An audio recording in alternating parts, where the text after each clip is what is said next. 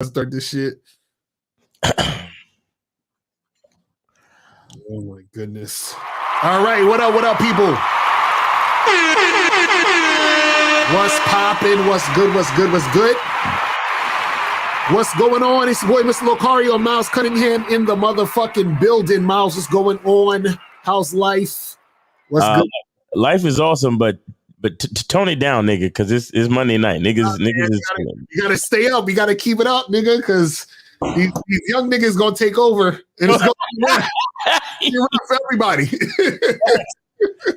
Facts. Young niggas gonna take it over with no fucking game at all. Like, god damn. Oh man, but shout out to everybody in the chat, man. Shout outs to hold on, real quick. What was that shit that they sent in the thread about how that nigga spent like $275,000 of his dad's money on some fucking some cam girl or some online cam bitch? Like, what the fuck? Right. Damn, Efosa calling in already. Hold on, Efosa. Jesus Christ. Oh, let's take Efosa call real quick. This is a thing. It's a thing. All right, hold on. So let's get to 678. What's popping? Who's this? What's going on? It's Efosa. I donated. All right, what's going on, bro? I need help. Wait. Efosa. So hold on. I'm surprised you don't get a lot more bitches, because the way you be answering the phone, like you sound like, pause, but you sound like a sexy motherfucker. But not real shit. Cause just now he was like, it's Efosa. I donated. Now you sound like that nigga. You heard about that nigga, that YouTube nigga? What's his name? iShow Speed or some shit? Nah. He's this big YouTube nigga, and Drake was on his live stream on his Instagram live. Yeah. He said to Drake, he said, "Yo, Drake, you got a sexy ass voice," and then Drake just cut off the fucking voice. Drake was like, "I'm not having it." Yeah, he forgot to say pause. Exactly. But Efosa, when you answer, when you call a girl, that's how you're supposed to be like, "Hey, it's Efosa," just like that. You know what I'm saying? Keep that sexy shit, all right, bro? Okay. Yeah. What's your question? My question. My question. I'm in your $20 tier Patreon, but I can't find the link for the how to have sex with 2 women a day. I can't find the link. Oh, you want the book? Just email me. Email me at askmrlocario@gmail. Ask Mr.Locario@gmail, and I'll send you the book. So just hit me up on the back end, all right? So how I do that? Because no, I say email me. Email me at askmrlocario, and I'm gonna send you the link. askmrlocario@gmail.com. Oh, you gotta do that. Yes, that's what I'm saying. Email me. Yeah. I thought it's gonna like, when I go to $20 tier, you know what I'm saying? You go by yourself. No. Just email me. Just email me. Email me and I'll send you the joint. All right. No, there's no charge. No, that's what I'm saying. You get it for free if you're on a $20 tier. So email me and I'm gonna send you the link. So that's what I'm saying. Okay. I got you. I'll email you right now. All right, cool. All right, Efosa. I'm a holler, man. All right. So guys, shout out to everybody in the chat. Let me shout out to everybody in the chat real quick. Mr. Justin. Yeah, we got Mr. Justin in the motherfucking building. Shout out to Mike S. Fat John was popping, monogamous player in the building. AJ Lindo, True Savage, Joe Blast in the motherfucking building. And we got my sexy lady, April MC, in the motherfucking building. God damn it. Shout out to, who else we got up in here? Paul G, Edward, Ish the Coop, Angel, what's going on? Jug Season, Jaybird got game, Olafemi, to Sean, what up? Who else we got up in here? Run QNS, what up? Shout out to Dukalex, what's going on? Who else? Eric the Red, what's popping with your Rita Simone? What's good? Shout out to Owalabi in the building, man. Eric, what's popping? Rashawn, shout out to everybody. Mr. Man in action, what's good? What's going on? So, guys, remember, make sure you motherfuckers get the goddamn tickets, okay? You guys need to get tickets to the fucking Game Kings 2 joint. You feel what I'm saying? Make sure you guys get the tickets to Game Kings 2, Definition of a Man seminar. April 2nd, 2023, with myself, Miles Cunningham, Taekwondo, Ron Wills, and Kerry K. Zagan. 20 out this motherfucker. You feel what I'm saying? So make sure you guys go and get that shit. You don't just get the fucking privilege of being pretty in my world. No, I decided. Women are allowing most guys to earn the pussy instead of you allowing her to earn your non-sexual attention. A woman is beautiful, bro. I'm the one that put her in position to shine.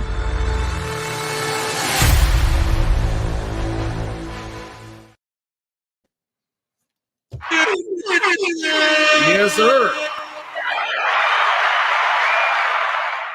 Shout out to everybody. So today's topic, man, we're talking about why being good looking does not automatically make you sexually attractive. Okay. Why being good looking does not automatically make you sexually attractive. Now, a lot, this is something that we talked about a few times, but I want to, go more in depth, and we're going to show a video in a second too. But the thing is this, guys, a lot of guys, especially, dudes on the internet, on the interwebs and all that other stuff, they think that everything is all about looks. All you got to do is be good looking, and that's the end all be all. Now, what you have to understand is this. You have physical attraction, you have sexual attraction. Right? Get the chart. Oh, yeah, right. Let me get the chart. I actually got to do this shit over because I think I misspelled the word. Abel had showed me the other day. I was like, fuck. There was I was supposed to put the other word, and then I made it different, but you know how shit goes. But anyway, so 5 types of attraction a woman's going to have for a man: physical attraction, sexual attraction, behavioral attraction, resource attraction, and the last one at the bottom is friendship attraction. Let me take this over real quick so you guys can see it. Right now, what you have to understand is that you being good looking means that you're physically attractive to the woman. That means being attracted to how a man's face and body looks. Right. So what happens is that if a woman is physically attracted to you, meaning you're good looking to her, right? That means she likes looking at you. That means she likes the way you look. That means you're pleasing to the eye, right?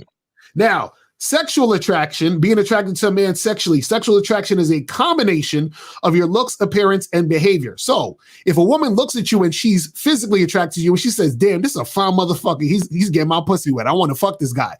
Then that means that she is sexually attracted to you, which means that your looks does make you sexually attractive in that situation. You see what I'm saying?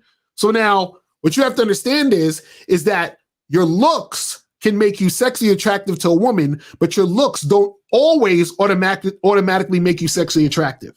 And see, that's the part that confuses guys, because they think that physical attraction 100% makes you sexually attractive. Now, check this out. This is what you guys got to understand, right? Now, when it comes to you guys dealing with women, I'm going to ask you guys a question in the chat, right? I'm going to ask you a question, and I want you in the chat to put your answer down. And you can only choose one. Do you want women to think you're cute, or do you want women to want to fuck you? Which one? Do you want women to think you're cute, or do you want women to want to fuck you? You can only choose one. I just want to know which one you guys are going to say in the chat. Do you want women to think you're cute, or do you want women to fuck you?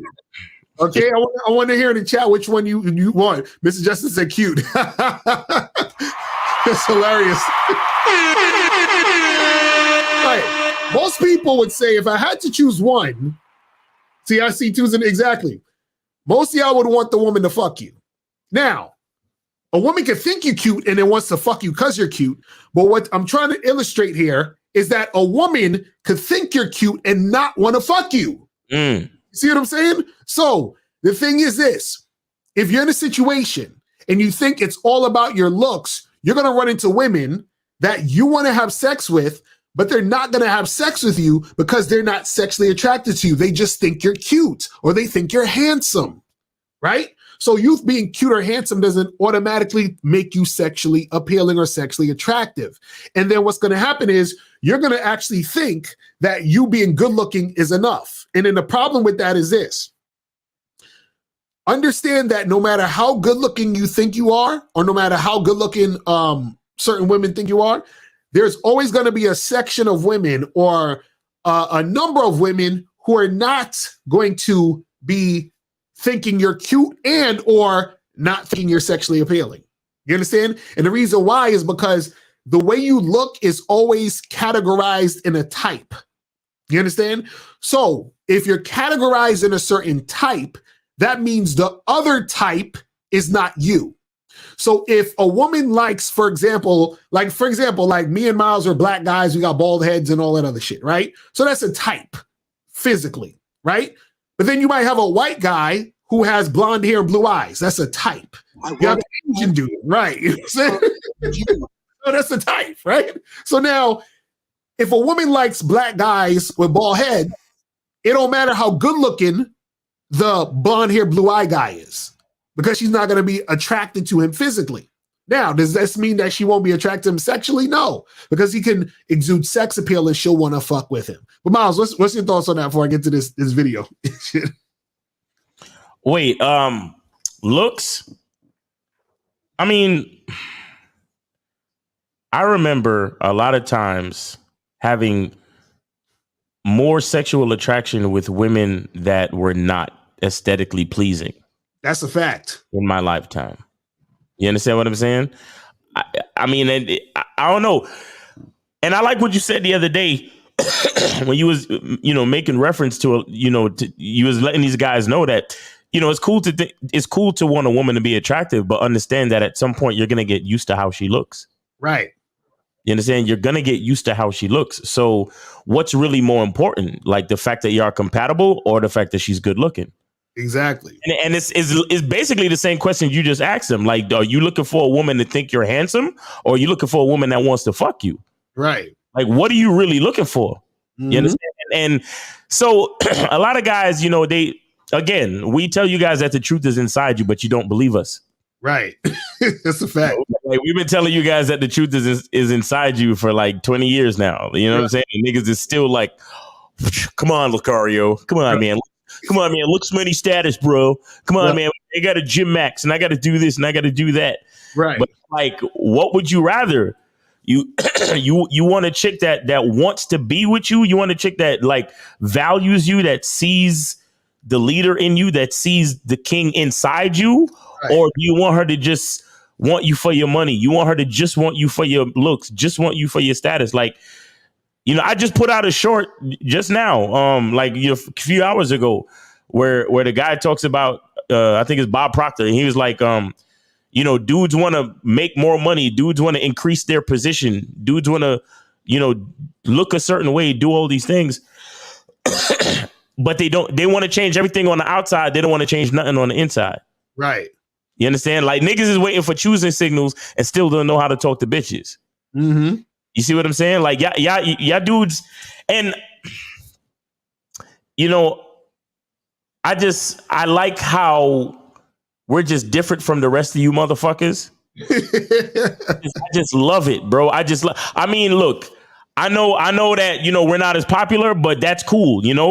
Everything is how it is for a reason. Right. You understand? The niggas is still living life. I'll just leave it there. We're living life and we're doing pretty good. But I love how niggas, like, our job is to market the truth. Mm-hmm. Our job is to come into this space and tell you motherfuckers exactly what you don't want to hear. Right. You understand? That's what our job is. And we fucking love it. Mm-hmm. And that's what makes us different from all the rest of these bitch ass niggas. That's real shit. So, look, I'm not the most attractive dude, but the type of experiences, I mean, look, hey, you guys will never know because I can't show receipts and y'all not gonna believe me anyway, but I'm doing all right, man. I'm really doing all right, man. Trust me, man. I'm really doing all right, man. All right, let's take this call real quick. 202, you on the line. 202. How you doing? It's Johnny DC, and I definitely donated. All right, that's what's up. Yo, what's going on? Calm down, man. What the fuck is up with y'all high energy niggas tonight, man? God damn. What's going on, bro? That got me excited, but I just pause. I got a question first. So, I'm having trouble with the approach. Like, I already know what to say to a woman and all that, but like, my problem is just to take that first step in. And I was wondering, is there like any, I don't know, any advice to help with that? Because I was thinking. Hey, shut up. Listen, what is your any woman that you find attractive? What is your plan? Oh, my plan is to tell her directly, straightforwardly, my intentions and what I want to do. Hey, shut up. Shut the fuck up. I didn't say, what do you plan to tell her? I said, what is your plan? Meaning, what actions are we going to take with this young lady? Oh, my plan is to fuck. That's it. Straightforward. No, bro. No. Okay. All right. All right. How do you get her from standing right there in front of you to fucking? Jesus Christ, y'all niggas can't. You see that right there? Mm-hmm. Problem. Right. That right there is your fucking problem. It's not that you don't know what to say. You don't have a fucking plan. That's a fact. Oh, no. No vision. You have no vision to get a woman from standing in front of you talking to laying down horizontally and taking dick from you. Mm-hmm. You don't know what you want to do. You know where you want to end up, but you don't know how you want to get there. Mm-hmm. I'm not taking her to no dinner. I'm not taking her to no lunch. I'm not taking her to no breakfast. All I want to do, I would tell her straightforwardly, you look very sexy. I think you're attractive, and I think we should get together soon because I want to fuck the shit out of you. Well, what does that look like? That's what I'm trying to, bro. All right. Let me. Since I have to fucking spoon feed you and give you a fucking example, let me just give you a fucking example. So I see the girl. We're at the mall. I see the girl, and she's wearing a skirt, and then she's wearing some really nice outfit or whatever. And I approach her. I said, "Hey, how you doing? My name is Miles Cunningham. What's your name?" "Oh, my name's Stacy. Hey, what's up?" "Hey, Stacy, listen. I have a creative plan for the both of us, but I'm not sure if you're ready for it." "Well, what do you mean, a creative plan? And what do you mean I'm not ready? How do you know I'm not ready? You think you know me?" "Well, it's a very straightforward plan, and it's something that I would have to trust you to be able to tell you about it, because if I tell you, I might have to kill you." It's top secret, baby. It's top secret. You understand? And I'm an international spy and blah, blah, blah. You funny. You so crazy. All right, cool. All right. I might not be a spy, but let me tell you my plan. So listen, I got my car right outside there. I parked it out there for a reason, because when I saw you, I knew that it was time to go. All right. So what we're going to do is I'm going to take you by the hand. I'm going to walk you to my car. Right. And then I'm going to drive you to my apartment, which is only 5 minutes away. And in my apartment, I have a very dimly lit section of my apartment. And I have incense and I have candles and I have some massage oil that is being heated right now, just waiting for us. You understand? And once I get you there, I'm going to take off that skirt that you have on. And then I'm going to undo that bra. And then I'm going to take your blouse off. And then I'm going to kiss you ever so gently on the side of your neck, just because it's there. And I just love the way your neck looks right now. You understand? As a matter of fact, move in close. Let me see what kind of perfume you have on. Yeah, that smells really good. And that would go perfectly with the aromas that I have in my apartment going on right now, the incense, the candles, and everything that's dimly lit and just waiting for us. Now, are you ready to execute this plan? "Well, now that you say it that way, oh my God." "Okay, here's my hand. Take me by the hand and let's go." Okay, now Cola, do you see the difference between "I'ma tell her straight, we just go fuck. I ain't taking you out to dinner. I ain't taking you nothing for drinks. We ain't going for a walk in the park. We just go fuck." Yeah. Do you see the difference, my nigga? I see the difference. It's like more smoother. The bottom line is I'm filling in the gap between we standing right here talking to fucking. You at least gotta know how to fill in you at least gotta tell a bitch, listen, I'ma grab you by the hand and I'ma drag you out of here kicking and screaming, bitch. And if you resist, I'ma fucking like, if you resist, I'ma get one of my homegirls to jump you and put you in the back of my car. I'm gonna put you in the trunk of my shit. Now you can say all of this shit and she could take it as a joke and you'll still, it can still go over cool because it's a joke, because you sound like you're joking, you're being jovial, whatever. But the point I'm trying to make is you got to be able to describe something, my nigga. What make you think? Right. Like even if somebody came up to you with a business deal and just said to you, yo, I'm about to give you $1 million if you do it, if we do this deal. Ain't you gonna at least ask, well, what kind of deal is it, nigga? And how long is this gonna take? And where are we investing the money to get the $1 million? And come on, take me through the steps, nigga. Like, you just ain't gonna put $1 million in my pocket and I don't even know you, right? So at least describe to me what the deal looked like, right? Right? And it's funny too. And Cole, it's funny too. A lot of times you'll actually you might actually be on a date with a chick or just kicking it with a chick, and she'll ask you about the plan. Like, she'll, how does this go? Like, I've been on dates where women will say, so how is this supposed to, like, what do you have in mind for the night, for the rest of the night? You know what I mean? Like, she would say shit like that. So you guys got to understand how to actually move from point A to point Z. That's it. You know what I'm saying? Look, you at least got to be able to say, hey, just look at me. Look how I'm dipped. Look at my swag. Come here. Come in close and smell my cologne. Right. You smell that? Don't I smell like a nigga that got a plan? Don't I smell like a nigga that you gonna want to fuck? Don't I look like a nigga that could fuck the shit out of you? You at least gotta be able to say something like that, nigga. You can't just be like, hey, how are you? I wanna fuck. I'm sorry, nigga. Like, I'm sorry. I know y'all wish it could be that way. It can't. And you know what the funny part is that guys got to understand this, right? Is that what makes a woman, and this is listen to what I'm about to say, and Carlos, you're going to get to y'all in a second. Listen to what I'm about to say. What makes a woman in a lot of situations, like her ears perk up, her fucking attention, she's like, she's drawn to you, is the fact that you're different than all the other guys, than most of the other men. And so what Miles is saying is that most guys won't come at a woman that way. Most guys are going to come at a woman like every other guy came at chicks. So therefore it sounds like noise. It's the same shit.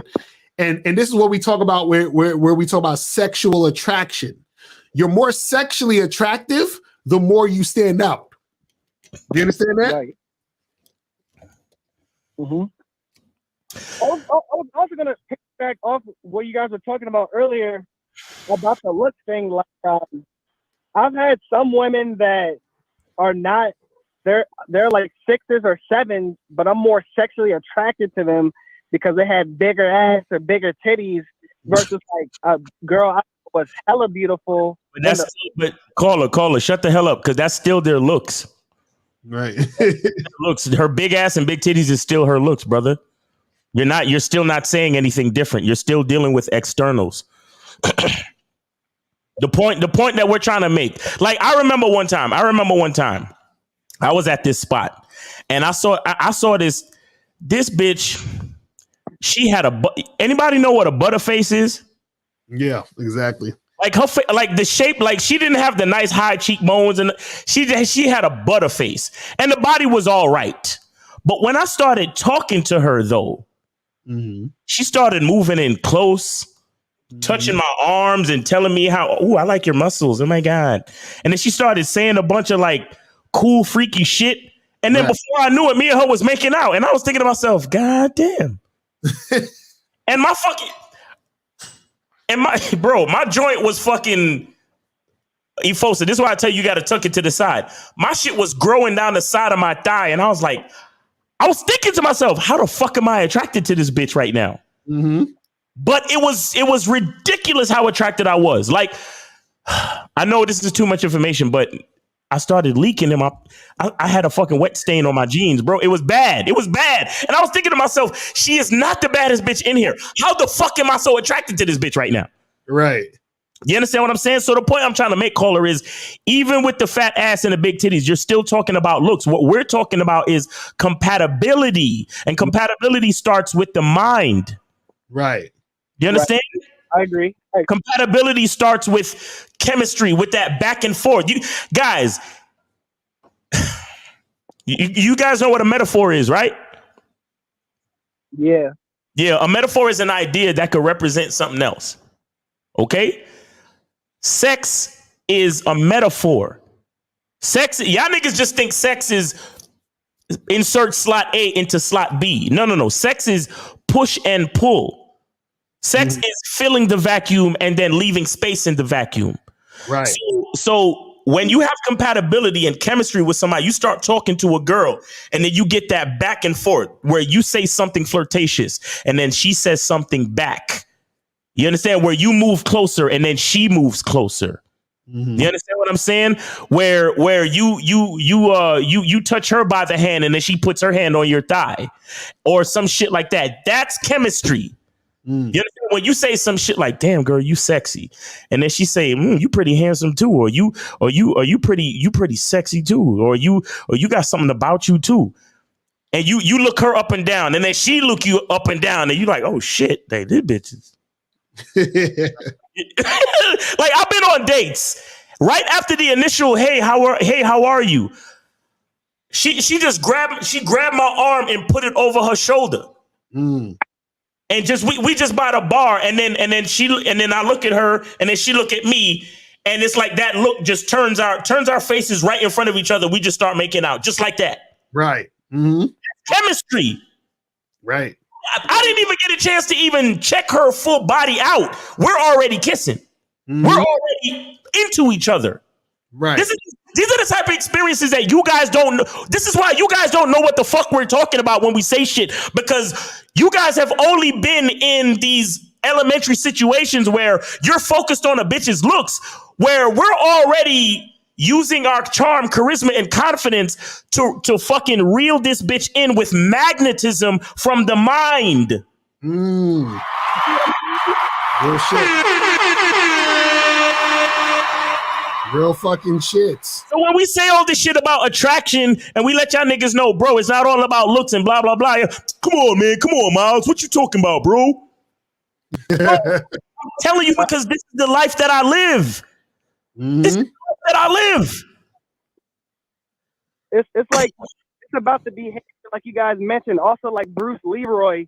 Remember at the end, like you guys. I remember Lucario mentioned about the Bruce Leroy movie when he believed, started behaving like he said, I am, or he's supposed to say, I am the master. So it's like you believing in yourself. It's I mean, all of it, like you guys mentioned. It's about all of it, how you look, how you smell, and how you behave. But I feel like how you guys are saying now, like the behavior of how you act is probably one of the most important. But it all matters, though. Yeah, it all matters. That's what I'm saying. It's a combination. You see what I'm saying? That's what I said about sexual attraction. It's a combination of your looks, appearance, and behavior. But see, the biggest thing that people don't understand, right, is see, the way you look is the way you look. There's only so much you can do. You understand what I'm saying? Right. There's only so much you can do. You know what I'm saying? So you can look the best that you can. But as far as your appearance, you can do so many different things with your appearance. And then on top of that, your behavior, which is the thing that tops it off, is the thing that is where the people feel you, where the women feel you. Yes. That's why you could be a super attracted to a chick who, like Miles, you were saying, that had the butter face, but it was something about her. It's the energy that pulls you in. You feel what I'm saying? But see, this is the thing, and Carla, we appreciate the call. I'm gonna let you go because we're about to get to this video real quick, right? So now, I want to show y'all real quick because this is what a lot of guys and incels and black pillars and all that other stuff on the internet believe, right? A lot of guys believe that if they were better looking, that their lives would be damn near perfect. You understand what I'm saying? That everything would just fall into place if I was just better looking. It would just be amazing. You know what I'm saying? People decide they're gonna knock their fucking thing into place. It'll be like, this would be the greatest thing ever. If I was just a really good looking dude, you know, shit will pop off. So what I'm gonna do is I'm gonna get a video from Austin Dunham, the resident good looking YouTuber. Hold on, let me if you're under 5'8", it's over. You know what I'm saying? Go jump off a bridge. You're done. That's what they say, right? So now I'm gonna show you how this video. It's called "Why Becoming Handsome Will Change Your Life." Okay, it's gonna change your goddamn life, people. This guy, oh my, it's your boy. And you know, and again, this is no. Again, we're critiquing the message.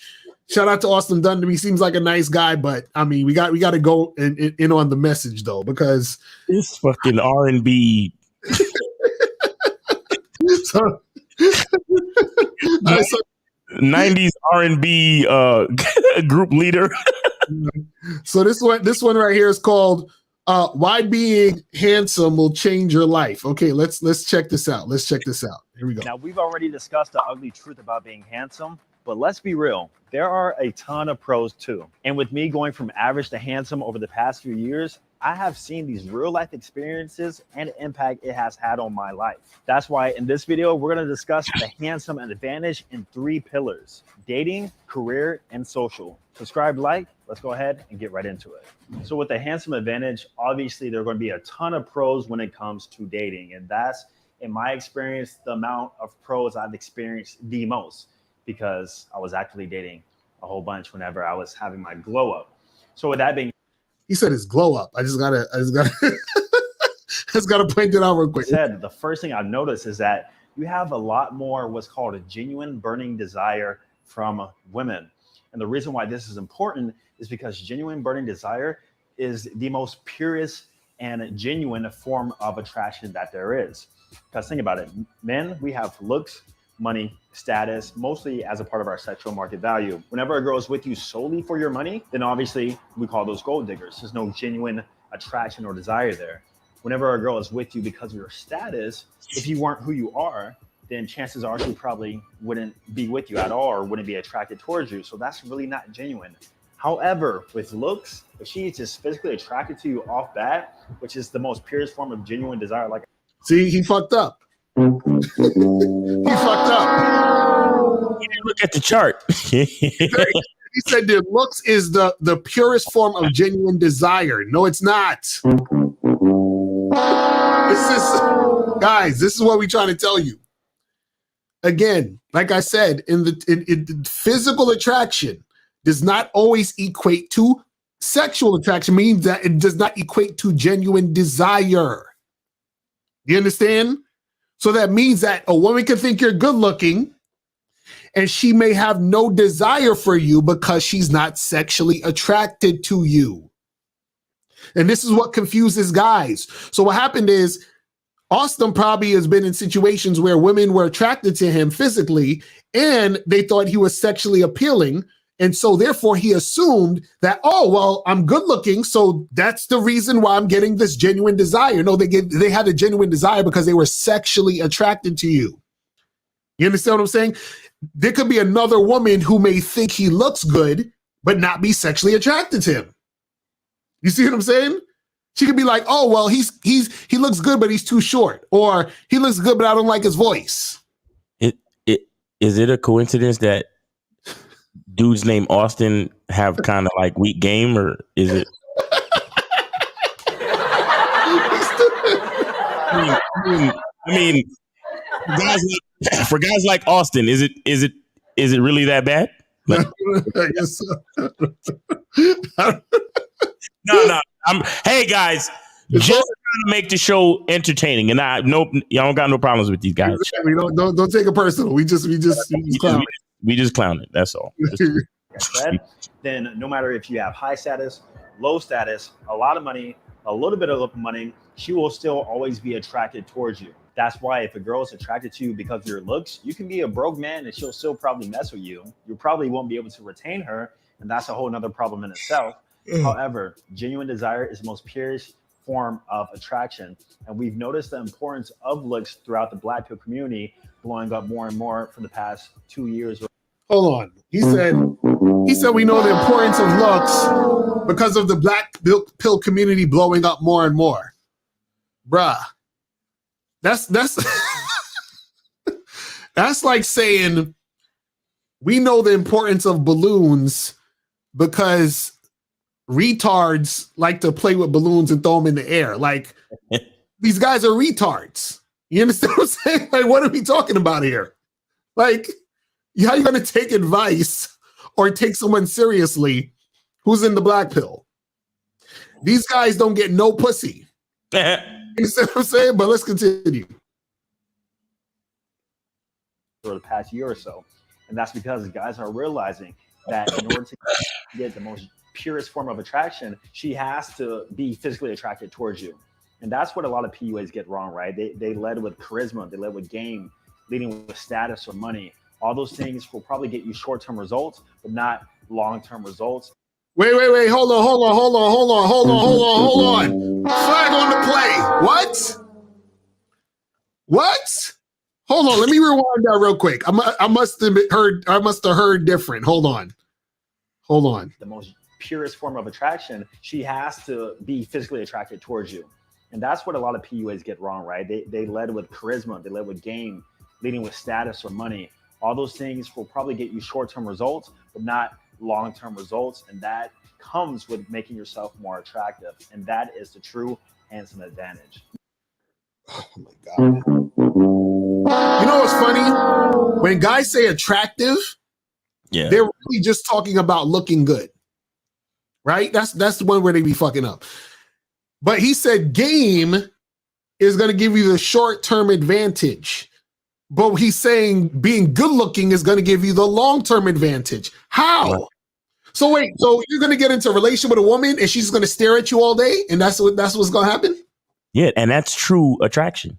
That's true long-term possibility. No, but remember, Lucario, when these guys say game, they're thinking about like, Kino and negging and artist shit and all that other goofy shit. Right, exactly. He said PUA. He didn't say, you know what I'm saying? He said PUA. Right, exactly. That's a fact. So automatically, you know that he's misinterpreting the definition of game.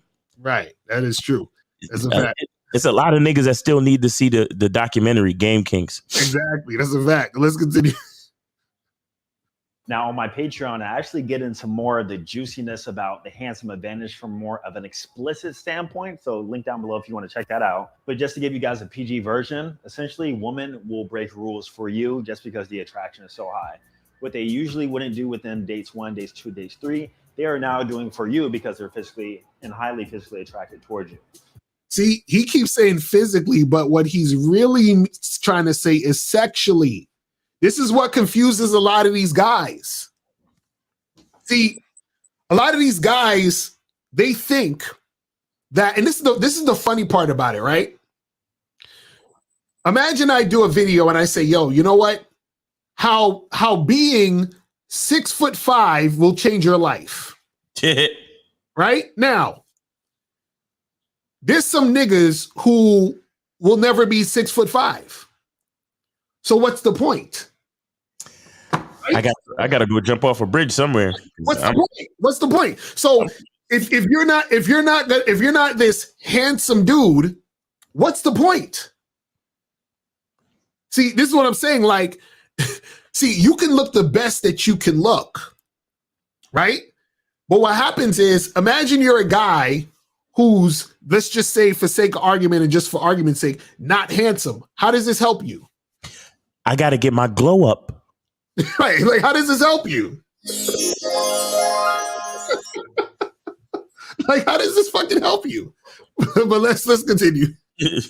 Makes sense. Now, another thing, a part of dating is that it allows making the connection a whole lot easier. Whether it be choosing signals, whether it be dating apps, approaching women, etc., you can now make that connection a lot more confidently and a lot easier because you know that you look good, especially if you get really, really good with game. And me, myself, I'm able to what's called pre-qualify women, which means that I'm able to identify the type of woman who will be into me due to my experience. See, now what he said there is true. When you have experience, you can sort of know what types of women gravitate to you more. The problem with what he said was that he said, it'll help you with choosing signals and dating easier. No, it doesn't. Guys, let me explain something to y'all. Right?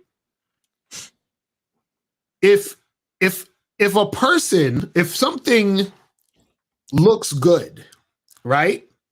Let's say you go by, like, let's say you go to like a mall or a store or whatever. You go into the store because the store looks nice. It looks clean. It looks like it has some cool shit or whatever. Looks like a cool store. You go in and you check out what the store is in the store. It could be a clothing store. It could be a candle store. It could be whatever. But the way that it's put together, it's attractive, right? So you go in, right? They might have shiny lights and all that other shit. You going into the store doesn't mean you're going to buy. Mm-hmm. You see what I'm saying? Just because you like the way the store looks, you walk around, doesn't mean you're actually going to purchase and say, man, you know what? I don't really want anything in this store, but because the store looks so good, I'm going to buy something. You don't do that. You only buy what you desire. You know what I'm saying? So if there's no actual desire there, you're not buying anything. It's the same thing with looks. A woman could look at you and say, hey, you know what? He looks good. But if there's no desire there, ain't shit happening. You understand? And in fact, it actually sometimes fucks with you even more, because if you're getting, check this out. If you're getting attention because of your looks, but at the same time, you're still not getting anything going as far as hooking up with girls or getting girls to want to fuck with you, that's worse than not getting any attention at all. You understand what I'm saying? Because now what's going to happen is that you're going to have a sort of like a complex or a fucking thought in your head about your looks. You understand? I talked about this years ago. I called it pretty boy syndrome. You're going to say, damn, well, am I good looking? I don't know. Maybe I'm not. And then you're going to be way more insecure. K. Zagan said, rewind that back. He contradicted himself. He said, get good with Game after just shitting on Game earlier. That's a fact. I thought that too. Exactly. That's the real shit. Oh, man. Well, let's continue. Shout out to K. Zagan. Let's continue. So that being said, whenever I approach a girl, send her a cold DM, whatever it may be, I have a high amount of confidence that it is probably going to go well. And we've seen that throughout my DM messages, loyalty tests, etc. Right? So the more handsome you are, tons of advantages in dating. Let's move on. Now, a big part of my handsome advantage and making myself more attractive came from taking care of my skin. And that is why today's sponsor is Hanley. I've done said it probably. Fast forward. Acne. So fast forward. You want to go ahead and be. Fast forward. Is 1, 2, 3, 4, 5. Is fast forward. And make it more complicated. Fast forward. You understand the dating advantages that being handsome gives you. Obviously, we hear it, we see about it all the time. However, what goes over people's head is the social. Now, also, I want to say this. Also, you got to understand that the reason why Austin does videos like this is because he has to promote Teach Hanley. You know what I'm saying? So if he's talking about handsome shit, you got to definitely throw that in there and, make that shit a thing. But let's continue.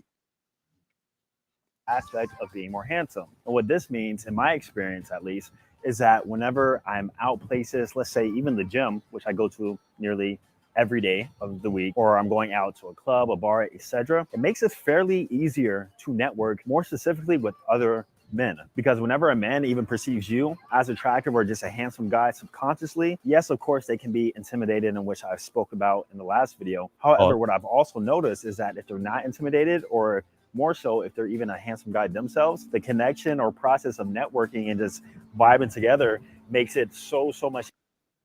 Yes. Yes. Yes, queen. Yes, queen. Yes, queen. Yes. Listen, let me explain something to you guys. Again, what he's talking about is, well, when you're handsome, you're going to have other guys want to be cool with you and hang out with you and all this other stuff, right? Now, what he's saying is not false, but guess why that happens? It happens because when something looks good, it's pleasing to the eye, right? But it's also kind of homoerotic, because what you're essentially saying is, I'm physically attracted to this man. See what I'm saying? This is why all these black pill videos, when they be looking at niggas' jawlines and all that, it's very homoerotic. Because you're basically saying I'm physically attracted to this guy. You see what I'm saying?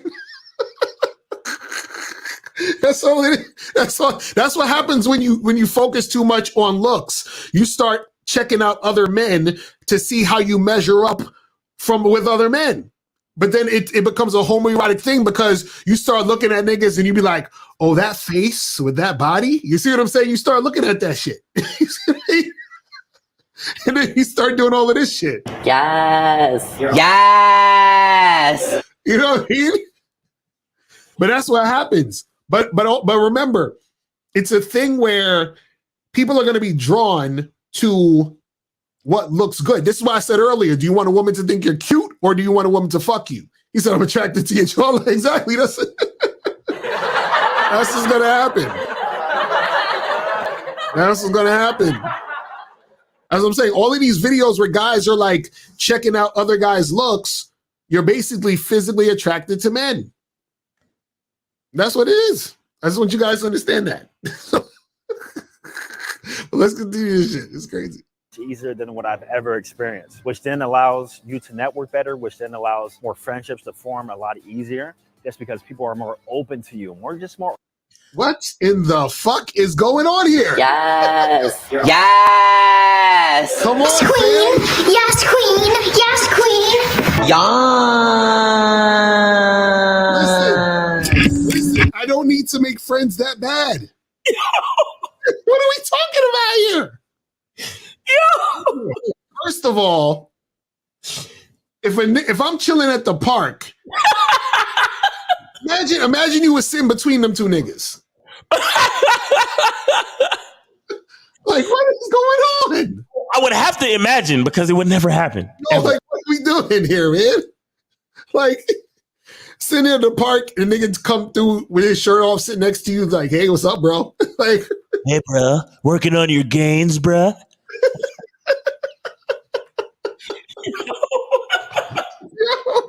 Yo, bro, I would have to have a fucking t-shirt that says pause. Like, no, you know what? Better yet, since these niggas, all these type of niggas need to get a fucking tattoo on their chest that say pause. Right. Like, what? What are we doing? What are we doing? What are we doing? Yo, what are we doing? Hey, maybe we're something phobic. We got to be something phobic, right? Yeah, that's what it is. Abundance said, shirts off and getting acquainted. Hilarious. Yo, I'm whatever phobic, and I am jealous because I'm not as good looking as them. Hey, I've already said it for y'all. I already took the power away from you. I've already said it. I'm jealous and I'm something phobic, whatever. Gosh, oh my God. Let's continue this shit. Oh my God, hilarious. It's like, yo, caption this. Like, caption this. What are we doing? Yo, bro, stop playing with me. Wait, hold on. Wait. Lucario, don't go nowhere. Hold on. Guys, please. I want to get a couple of captions in the chat. Please, caption this real quick. Please. It said it's fun to stay at the YMCA. Hilarious.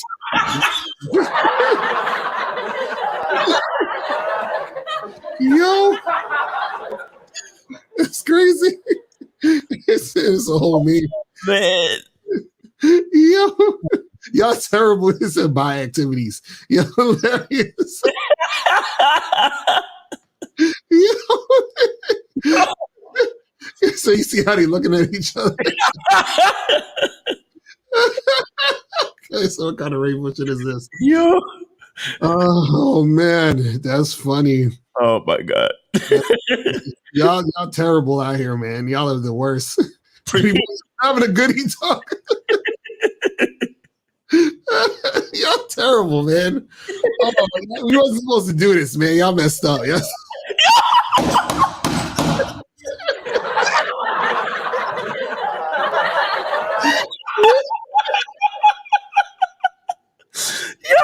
Yo. Wait. Yeah, get that one.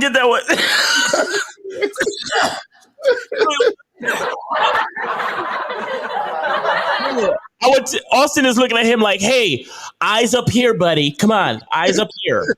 Like, what? What are we doing? Yo, that's funny. Oh my god.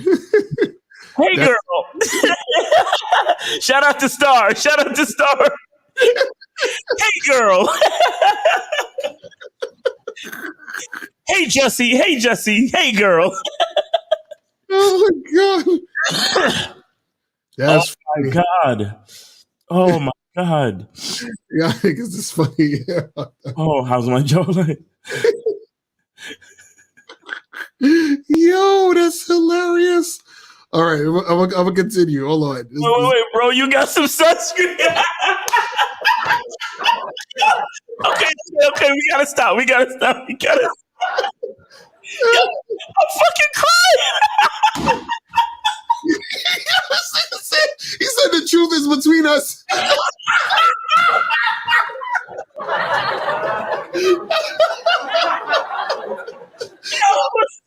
gotta stop. Hold on, wait. He said Brokeback Playground. That's fucked up.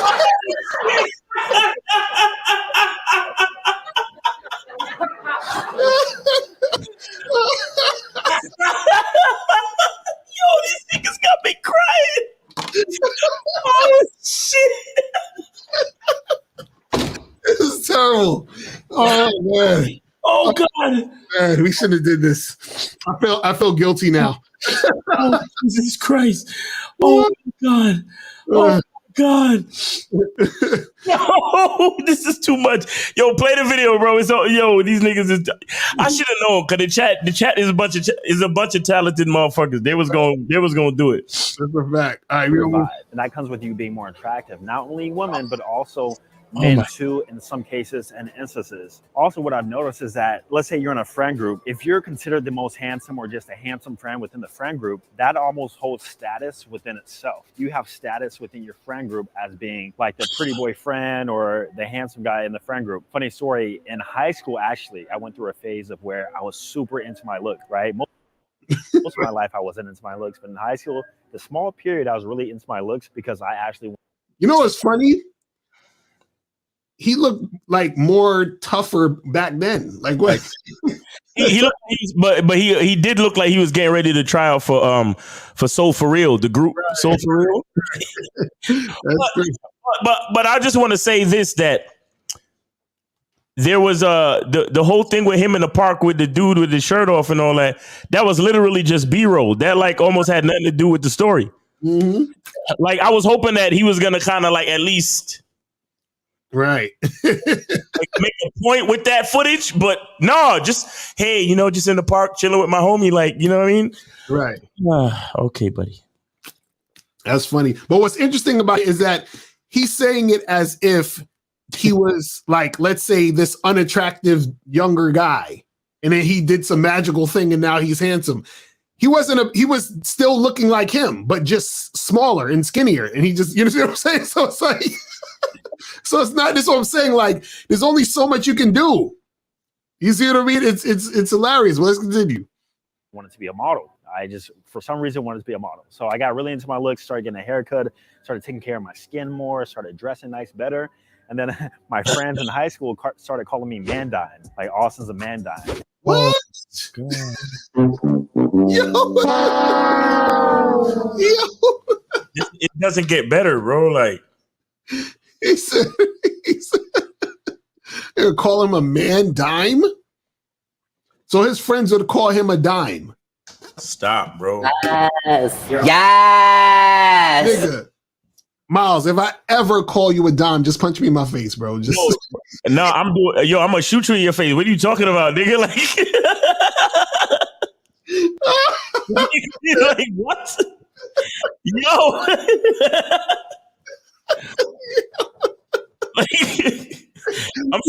I'm sending you to jail, bro. Like what are you talking about? Crazy. Oh my God. Let's continue this shit. And in hindsight, what I realized is that they were actually saying, like, obviously they perceive me as a 10 or whatever, no homo, pause. on that, but it just he knew he had to at some point say pause. He knew it's a little too late for that, but it's too late. He's like, wait a second, this sounds kind of homo though. Like, pause. I mean, like he just realized he didn't know in high school that was pause. You know what I'm saying? He didn't realize that. Oh my god! Oh, that's hilarious. Oh my goodness, this shit is too funny. Let's continue. It goes to show the more handsome you are within a friend group, the more status that brings and the more connections that allows with other men. And just overall, your social life probably is going to be better. So if you're the most handsome guy in the friend group, check this out. You're the most handsome guy in the friend group. What happens when another handsome guy comes into the friend group? Are you now the second handsome guy? Place now? Are you going to feel some type of? You know what this sound like? Don't this sound like when women get together? Don't this sound like that? Like when women get together and a new hot bitch come into the situation, the other one is jealous. You see what I'm saying? Exactly.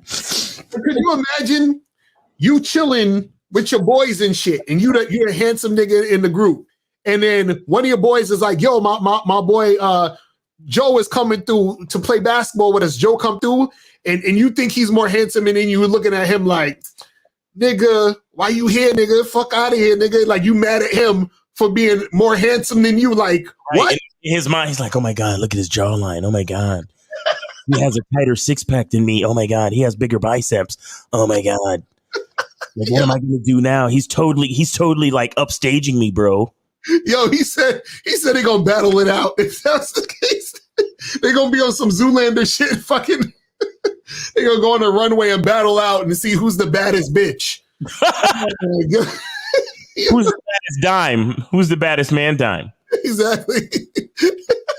Yo, oh my god, Pretty Boy Scuffles. I know it's funny. Face, not the face. Okay, not the face. I just put on my Teach Hanley, not the face. I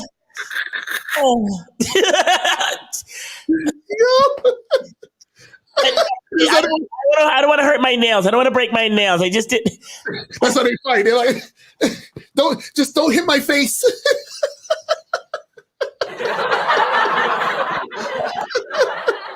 Bro, I'm sorry, bro. Again. We're just this is just, I don't know, bro. But it's man. It's so funny. It's a slippery fucking slope. That's really what it is. Like when you start getting, like, looks is whatever, right? But like when you start getting into shit like this, and then my friend's calling me man dime, and I'm like, and then he finally catches on, like, oh wait, no homo, pause, like, it's a slippery fucking slope, my G. Like, stop, just fucking stop, bro. Yo. You kidding me? Like, nigga, make sure you wash your ass and groom yourself and dress with a little bit of swag and confidence, and then keep it pushing, bro, and put on some cologne. Like, what are we talking about? Nigga literally trying to look better than a bitch. Like, come on, dog. Like, oh my God. What are we talking about, bruh? Crazy. All right, let's continue this shit. Right? That's a not so sexy, handsome advantage, but it's actually true. So I have a saying, opportunities present themselves to those who present themselves. However, I've noticed that in my personal career life, because I've always presented myself in a fairly attractive way, especially over the past few years, like I said. However, this is not the case and true for everybody, especially if you're not on the threshold of handsome or objectively handsome yet. You can present yourself all you want. Opportunities probably Oh, by the way, there's no such thing as objectively handsome, but let's continue. aren't going to be presented to you that of the person who really takes care of themselves or who is just objectively handsome, right? So with that being said, there are a lot of career opportunities presented to you more, the more handsome that you appear to be towards multiple people, women and men included. We see this in the corporate sphere, right? Guys who tend to level up higher in the workplace tend to be taller, tend to be more attractive, tend to be presented more opportunities on leadership, tend to be more classified as leaders through their presentation and how they come off through their vibe. Because not to get too black pill on you, a lot of black pillars say that confidence is equated to your looks or your attraction. So why do we take the black pill seriously? These guys are losers. Like, what are we talking about here? Like, well, these virgins over here said that confidence is equated to your looks, you know, like these guys who've never been confident in their life are telling you about confidence. Like, what the fuck are we talking about? What are we talking about? Like, yo, I swear, man, the internet has see, it's a balance. See, you got people like us that give you the real game. So thanks for the internet. But then you have niggas that don't know what the fuck they talking about, like the blacklers. That's because they got access to the internet. Oh man. Well, guys, if you really worried about your looks, go to thebadboystyle.com. Go to thebadboystyle.com and get your t-shirts, man. You know what I'm saying? Since we talking about looks and shit, go to badboystyle.com. Get your t-shirts, man. We got the we got the man ain't equal to women. We got binary as fuck. We got no lives matter. We got Mac lives matter. We got game saves lives. We got I'm God to these hoes. We got submissive women are sexy. We got so many fucking t-shirts. We got women love sex t-shirts. We got all that crazy shit, man. So make sure y'all go over there. Go to www.thebadboystyle.com and get your fucking t-shirts if you're all worried about your looks and shit. And even if you're not, go get your t-shirts so you can spit some game and start conversations with the t-shirts. You know what I'm saying? Because they're conversation starters. All right. That's what's up. Shout out to D Money. He just said he just ordered a t-shirt. That's what's up. D Money. That's what's up.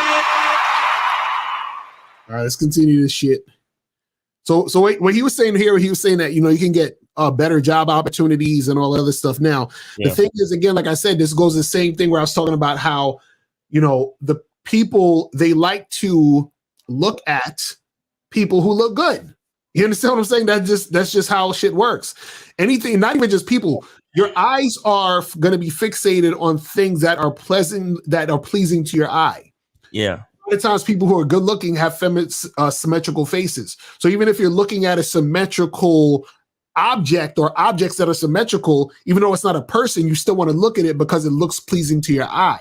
Right. So this is why you'll have some more of that energy towards that situation.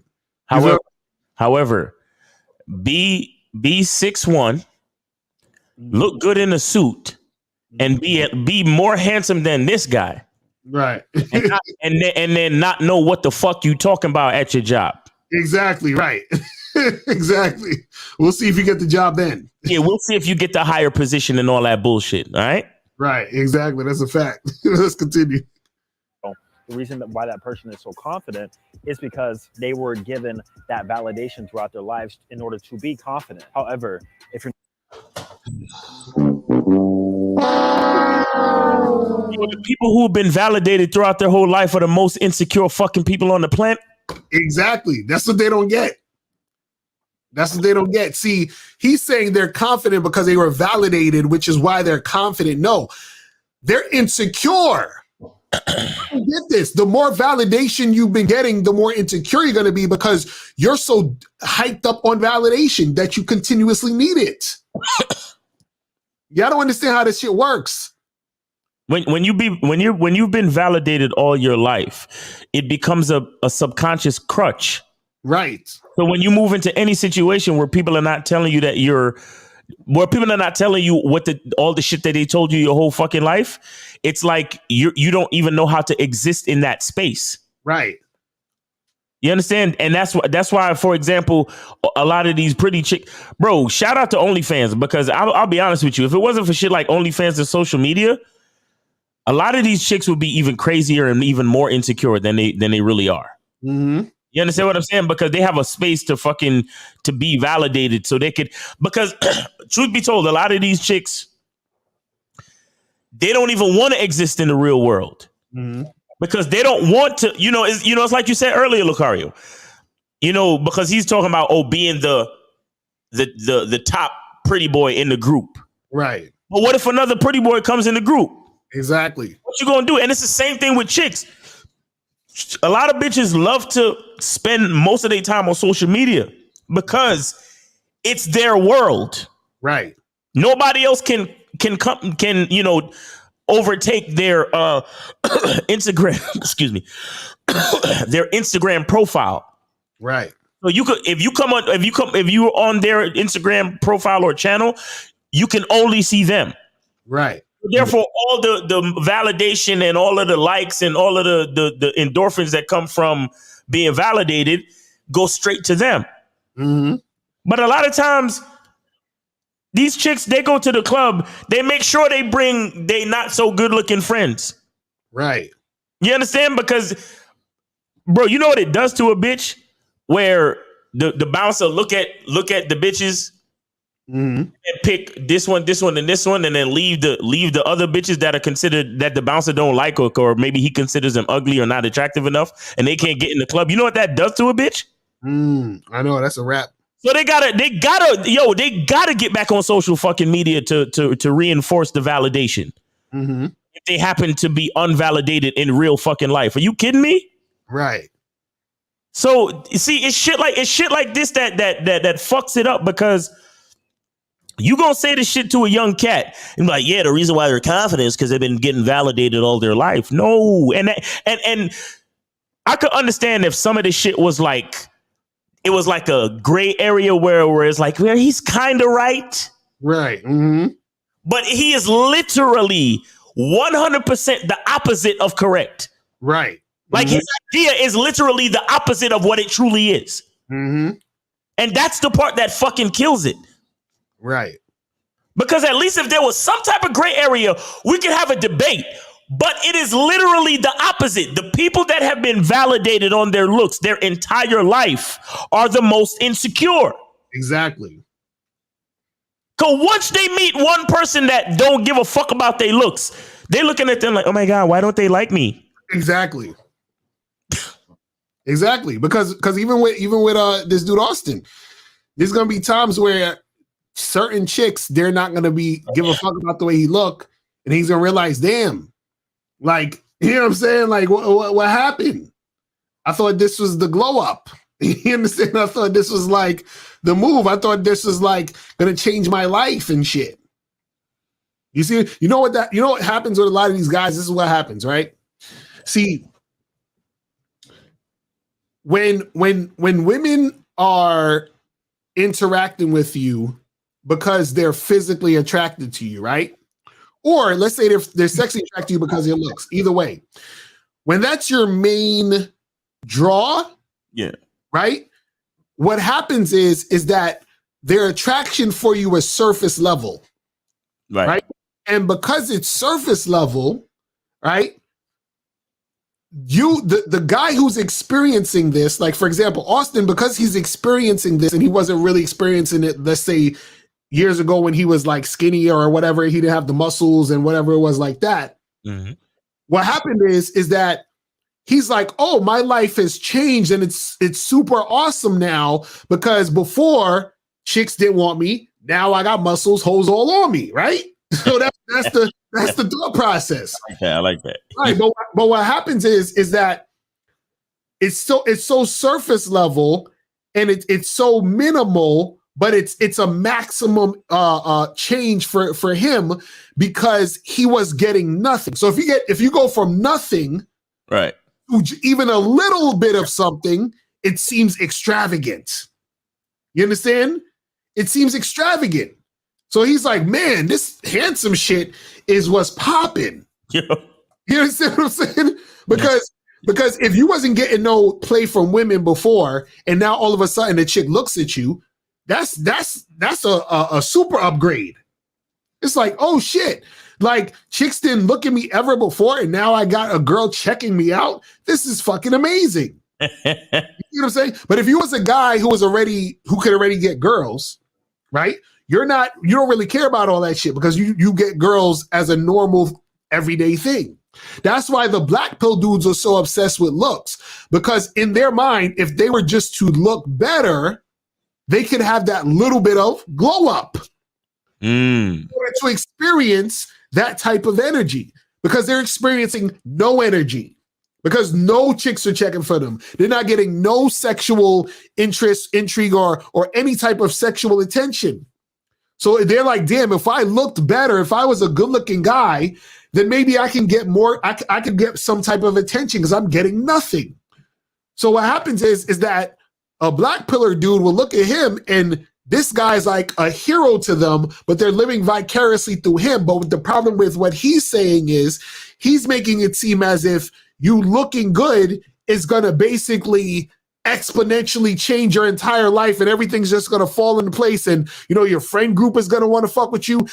Everybody's going to want to be your friend. You're going to get these high paying jobs and all. It's like, no, that's not how it works. Well, let's continue. If you're not a confident person, then probably is because you weren't given that validation to be confident because you're probably unattractive, which makes sense when you kind of think about it, right? Oh, no! He's like, well, you're not confident because you didn't get the validation and because you're unattractive. And it kind of makes sense. So that's why you can't be confident. You see, like, and this is the fucked up part about this, but this is kind of dangerous to the minds of these people who are easily influenced. Yeah. Because now you tell a nigga, yo, you know, be confident about your shit. But bro, how am I going to be confident if nobody told me I was good looking? How am I be confident if I never did nothing? What you talking about? That's bullshit. It's all about looks. You see what I'm saying? That's the crazy part about it. It's ridiculous. Oh my God. But let's continue. It's not the case for everybody, but it does make sense. But my point here is to say is that a lot more opportunities will be presented to you in the workplace, whatever you may be doing, if you are considered more objectively handsome. And that is a big part of the handsome advantage. Because yes, we care about dating. Yes, we care about social. But we actually specifically care about our financials and our resources. So I'm pretty sure there's a study somewhere out there, we could probably do this ourselves, is that a lot more people make a lot more money, those who are handsome, than the vice versa, right? It's almost like the universe gifts you more money, more resources, more women, all for just your presentation and your look. Wow. Wow. Wow. Well, let's continue. That's something personally that I've noticed in my own life. Example, in social media growth. A lot of people want to be influencers. A lot of people want to do social media, but a lot of social media has to do with the way you look. You probably won't make it far if you're not attractive, unless you have a really good skill set or talented at something. Sure, you can make up for it for that, but it's going to make it a lot easier if you just have the look.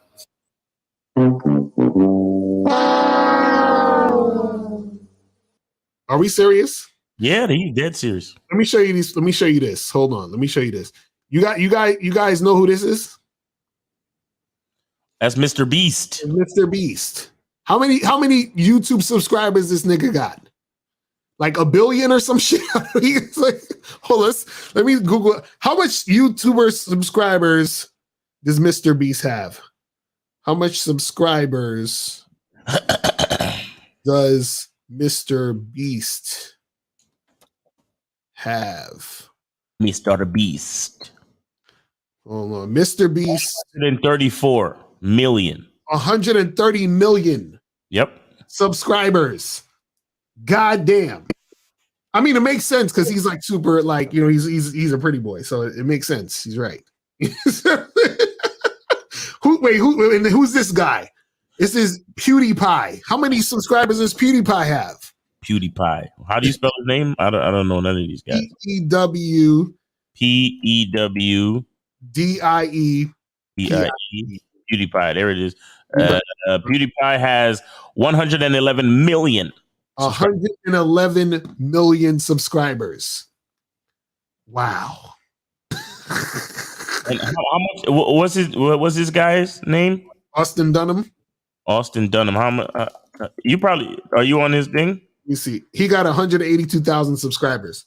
Oh wow. So I mean, but it makes sense though, because Mr. Beast and PewDiePie is way more attractive than him, I guess. I don't know, by his logic. I don't know. Right. I don't know, man. This is crazy. But let's continue. So that's why I feel like, yes, you should make more money. You should learn game. You should have good charisma. You should present yourself. Of course you should, but you also should make sure that you're doing it in the right and best way possible so that you can reap the advantages, the true handsome advantage that all that stuff brings. And I'm still experiencing it, guys. I'm still kind of new to this handsome thing. Believe it or not, I feel like I have not been handsome a vast majority of my life. So I'm still seeing new experiences every week, every month, every year. And if you subscribe right now, I'd be sure to actually let you know and tell them through my own experience. And you see, this is what I was saying earlier. See, he was experiencing nothing when he was younger. And now that he's got some muscles, he started dressing better, which is cool because that's, bigging up your appearance, right? And then so he's found girls that found him sexually appealing. You see what I'm saying? But the thing that guys have to understand is that you don't want to be surface level, because when you're surface level, what happens is that you have weak game. You understand? Because you're relying on surface level shit in order to attract.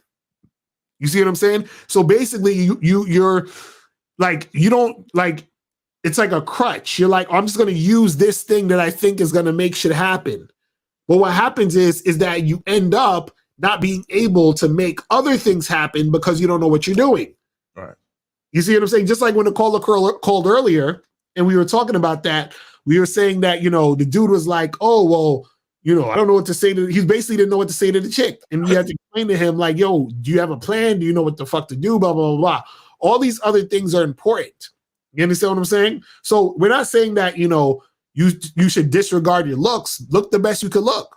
Of course. But don't think it's the end all be all, or you're going to have some handsome advantage and your whole fucking life is going to change and turn around. Because understand this, being handsome or being good looking is not unique. You know what I'm saying? There's a lot of motherfuckers like, yo, and this is the funny part. A lot of times, and this is what guys don't get, and this is what I was trying to say about sexual attraction and being sexually attractive.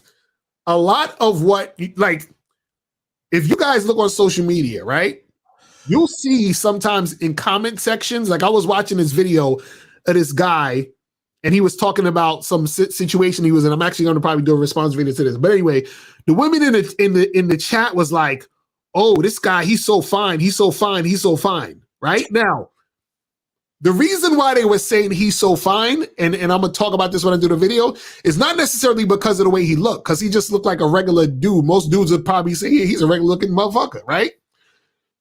But the reason why they were saying he was so fine was because in the story that he was talking about, he said certain things that made him seem masculine. You understand? And so that's part of what made him so fine. You see what I mean? And a lot of you guys don't get that. A lot of y'all think it's just the physical look, but it has to do with a lot of other factors that make the woman feel you. Right. That's what you guys have to understand. But guys, if you want to call up, we'll probably be another, half an hour or something like that. If you guys want to call up, call in number 646. Miles like, I'm ready to go to sleep. Call in number 646-481-3901, 646-481-3901. If you have a question, put a Q in the chat, and we'll get that shit cracking. Laughing at all that shit made me tired, man. For real. That's a fact. So let's get some of these questions. If you guys, you said, how can I have access to your email? It's ask Mr. Locario at gmail.com. ASK Mr. Locario at gmail.com. That's the email. All right. It says, some friends I was hanging out with all started roasting me, comparing me to a picture of a monkey. Should I cut them off? Yo, I don't know why that shit sounded so funny to me, though. That's a good.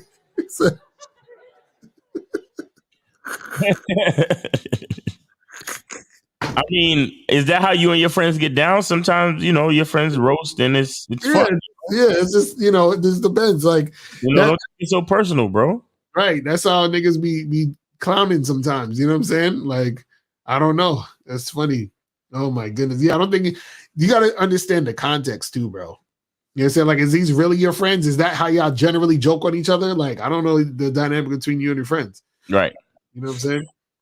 You said, would you say sexual attraction has a lot to do with hygiene and how effortlessly you can lead her? I mean, well, yeah, hygiene does have a part to do with it because if you smell like shit, you ain't gonna be sexually appealing, my brother. You feel what I'm saying? Exactly. But let's go to 347 on the line. All right, so 347, what's poppin'? Who this? What's up? It's D Money. D Money, what's going on? Did you donate? D Money. All right, that's what's up. That's what's up. What's going on? All right, so quick question. Between the Bad Boy membership and the game seminar, which one? I gotta pick either one because I don't got money for both of them because I got other things to worry about. So which one is like more like important? Like, what are you trying to do? Like either the Bad Boy membership or the game seminar. Like come to the game seminar. What are you trying to do? I mean, I'm trying to learn. I'm trying to learn in both. I mean, both of them, I can learn something. But like, which one is like? What are you trying to do? What the fuck is up with this dude? What are you trying to do, bro? I'm to get coaching. What you mean? To do what? Like, bro, you see, this is the biggest problem is that you guys don't really have a plan for your life, bro. Like I said it before. Like, what are you trying to do? Like, what do you want out of life? What are you trying to figure out? Coaching and everything, like dating. D money. Okay, listen. Let's just say you actually get coaching. Okay, with that coaching, what do you expect to accomplish for your life as a man? I just want to learn the basic. Well, learn everything that could like keep me from making certain mistakes, like stupid mistakes. Mistakes like what?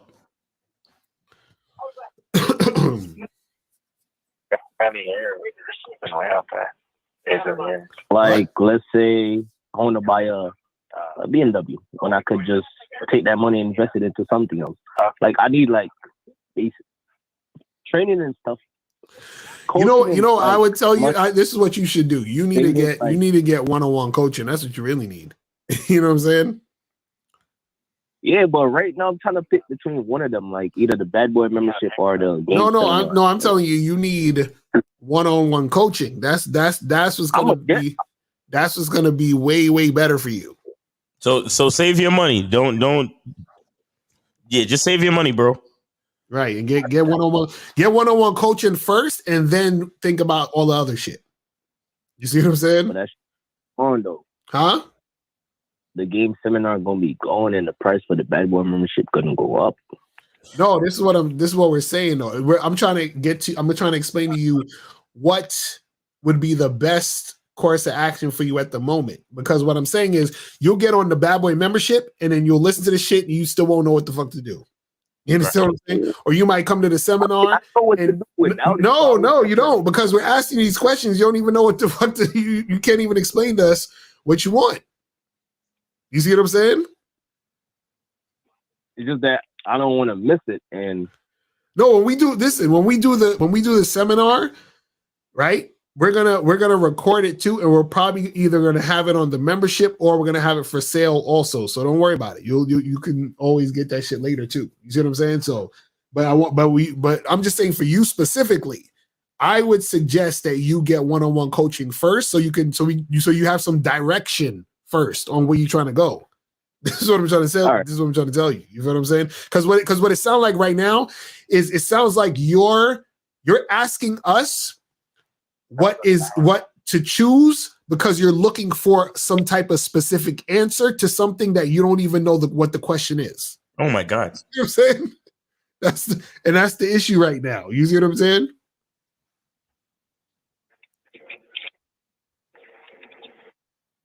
All right. All right, bro.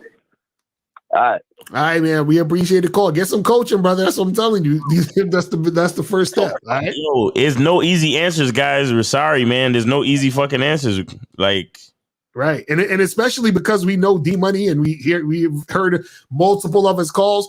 We know that he needs coaching. You know what I'm saying? Like, yeah, coach. Because you know what's going to happen? He going to join the membership, but he going to do that, and then he going to be like, he's going to be like, oh, but I still don't get it. Yeah, you're not going to get it because you need that personal situation. You feel what I'm saying? So that's what he's trying to tell you guys. All right, so let's see what are the questions we have. Oh yeah, we already did that one. Okay. Yeah. It says women love thugs. When you mentioned seeing yourself in a confident way helps you relate to women. How when women at times are insecure / manipulative, are you saying opposites attract? What? I'm confused. You got to call up Leak. Leak never calls up. I don't know why. And he be asking the crazy, confusing, overthought questions because he's an overthinker, super overthinker. It says when it comes to upgrading your looks as a man, when does it get to the point that it's sus? It gets to the point. Let me tell you when it gets to the point because, and shout out to Lucario for asking this question earlier. Once again, because Lucario asked a question: do you want a woman to think you're handsome or cute, or do you want a woman to want to fuck you? Right. When you want a woman to think you're handsome more than you want her to fuck you, that's when it's sus. Right. Exactly. That's a fact. When you worried about your looks to the point where you were looking for a bitch to compliment you rather than suck your dick. Exactly. That shit is sus. Exactly. So 559, what's popping? Who this? Yeah, this is Mina from LA. What up? Did you donate? No, I didn't. Do I have to donate? Yes. Brother. This is what you gotta do. Hit the donate at the top of the chat. Hit the donate and then call right back on the Cash App. All right. All right. So guys, call the number is 646-481-3901. 646-481-3901 is the number. You feel what I'm saying? Make sure you guys donate before you call up. If you have a question, put a Q in the chat and we will get to the question. Hold on. Is this D Money again? Calling back. Hold on. D Money, is this you?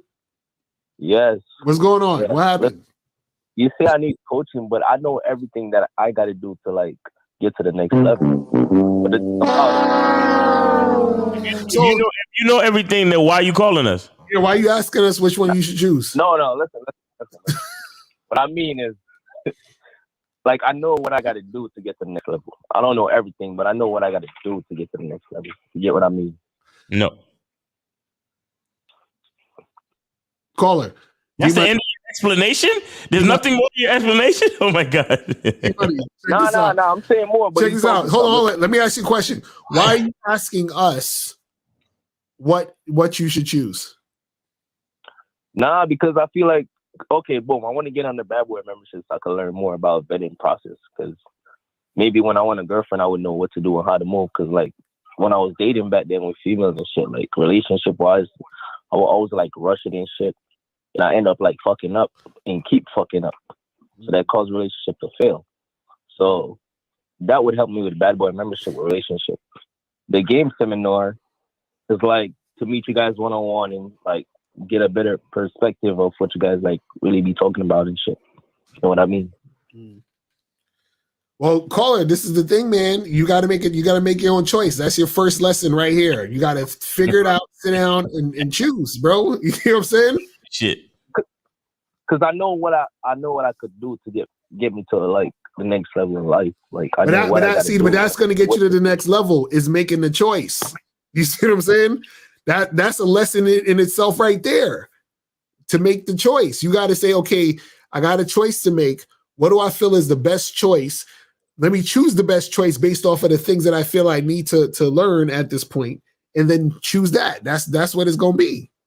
You see what I'm saying? Because this is the thing. Part of us teaching you is what we're saying right now, is that you have to learn how to make choices on your own. You see what I'm saying? So sit back and think and then make a choice, bro. You feel what I'm saying? All right.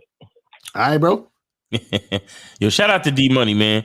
Because he's representative of a lot of the mindset of a lot of young cats out here. That's kind of that, you know, they know what they want, but they have no idea how to get it. And I tell you guys this all the time. Your masculine identity, knowing who you are, is what tells you how to get it. Your Right. identity is your GPS. Your identity is your roadmap. Exactly. You understand? Because who you are tells you how to get it. Right. So 678. What's popping with this? Yeah, I seen the link. I seen the email. What? I seen the email. You don't see it? I seen the email. Fosa, we're doing a live show right now. I know you got to nigga some time, bro. Yeah, we're still online on the live show, bro. I'm sorry. I'll make sure. My bad. I'm sorry. I know. If you sent it, I got it, and I'll send it to you, bro. Don't worry about it. You better make sure, because you know you're gonna be on the next show. Like, hey, you see the link? You'll have it by tomorrow. Don't worry about it. All right, bro. Yo, Efosa's dead, bro. Don't play with. He gonna be haunting my dreams and shit. Talking about yo, this is Efosa. Donated. Did you see it? Oh man, Lakari gonna wake up in the middle of the night. He donated. you better run to your fucking computer and send that shit.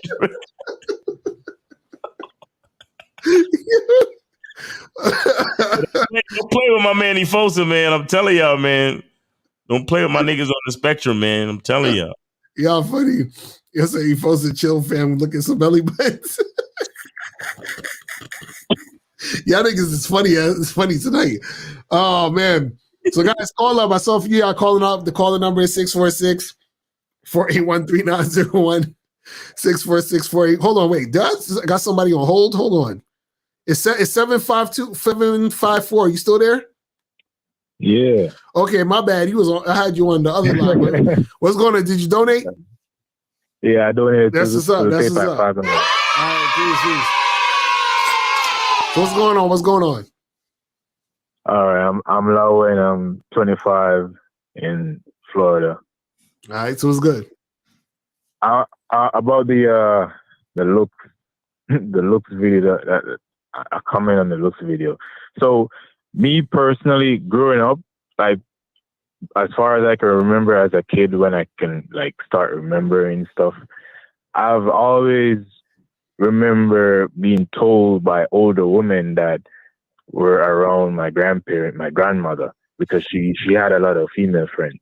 So I was around a lot of women when I was younger, growing up, when I was with my grandma, right? And they always tell me that I'm handsome. Yeah. Okay. When I was in high school, right, I used to get bullied because I have a big nose. I have a flat nose. Okay. I used to get bullied, and I remember even my dad telling me, "Hey," because I grew up in Jamaica, so he was like, "Hey, pinch up your nose," so because it was so broad, right? So I grew up being a little bit insecure about my nose. I got bullied about my head. Say I got a big head. All right. Yeah. Are we gonna get to the point anytime soon, brother? Cool. Are we gonna get to the point anytime soon? Yeah. So it's like even though some people say, "Hey, you look good," or "You're handsome," I never made that get to me, because I end up being with women who I could see that they want me for who I am, and they're sexually attracted to me, and it's not about how I look. Right. So I don't know why guys get it construed about, looks, when looks don't make a girl horny, or it doesn't make her wet. But anyways, apart from that, I have a question, right? Oh shit, you got a question too? How do you become conscious of when you are flowing, when it pertains to speaking to women? Because a lot of the times I'm not aware, or I'm not conscious of what, when you're just in the flow and you're just doing what you're doing, it's like you're not even conscious. Then when you go back, like Steve the Dean would say, you go into the flame room, it's like trying to remember what you did to get that outcome or whatever. It's like I can't vividly remember. How can I improve that? That's my question. What, improve remembering? Yeah, well, yeah. Well, yeah. Well, the thing is when you're flowing in a situation talking to a woman, that's because you're fully immersed in the moment. So you don't really necessarily need to think too much about certain things. You feel what I'm saying? And exactly. Right, but then you see, this is the thing. The reason why it's sometimes hard for you guys to talk to these women in these situations is because y'all are constantly trying to get the girl to y'all are trying to get the girl to like you versus just being in the moment and doing what you do. You understand? And moving the conversation and the interaction in the direction where you want it to go. And then seeing if she's following you, right? Through that. But the thing is is that when you're fully immersed in the moment and you're in that flow, right? It happens naturally to where you're not really even thinking about it. Mm-hmm. And then once the situation is over, then you can reflect on it. But while you're in the moment, don't be reflecting in the moment. You should just be in the moment. You see what I'm saying? Yo, my youth. A Miles Cunningham this. A chat. Listen, bro.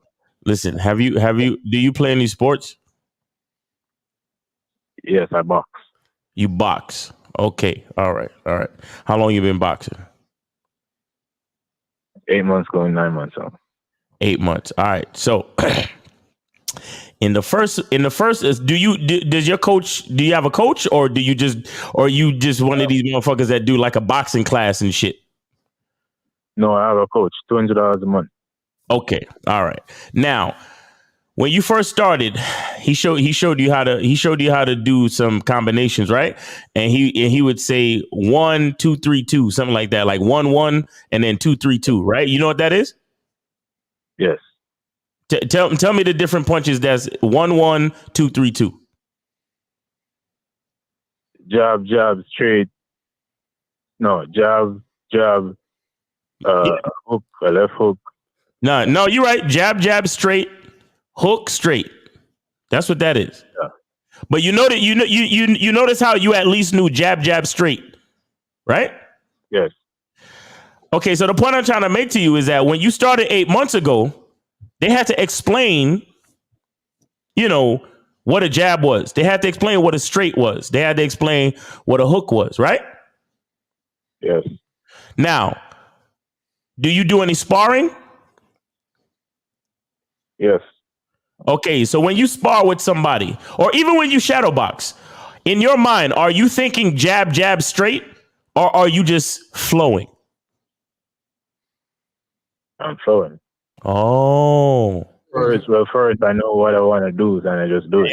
Imagine. Did you hear what you just said? Yeah. So what brought you to the point where 8 months ago you were thinking jab, straight, or 1, 1, 2, 2, 3, 2, and all of that shit, to now when you fight or spar or you shadow boxing, you're just flowing? What brought you from that point to to the point you're at now? What do you think? Consistency. Oh. So let's try to apply that to talking to women now. What do you think if that's what it took for you to be able to flow with boxing? What do you think it'll take you to flow with talking to females? That was my question though, because I flow. I'm asking you to. It would take consistency also. Yeah. Okay. So how would you? And okay, so let's look at how you were consistent with your boxing. What would you say that you did to be consistent with your boxing? Going to the gym 5 days a week. Okay. Past 8 months. And meeting with your coach, right? Yes, and sparring. And sparring and shadow boxing and going through the different drills, doing pad work and combination work. Right? Footwork, right? Yes. Right. So and sometimes you probably jump a little bit of rope, so you condition yourself, correct? Yes, that's a part of the training too. Okay, so you condition yourself to the point where you get to flow with boxing, where you don't have to think about the punches that you're throwing. You have the form and you practiced enough consistently to now where when you fight, you shadow box or you spar, you just flow. Yes? Yes. Okay, now look at all of that we discussed with boxing. How can we possibly take those same principles and associate that with talking to women? What do you think we can do to get ourselves to the point where we're just flowing? Well, play the numbers game. Talk to more women. Go there. Don't be afraid to talk to any woman you see anywhere you go. Talk to women in the line.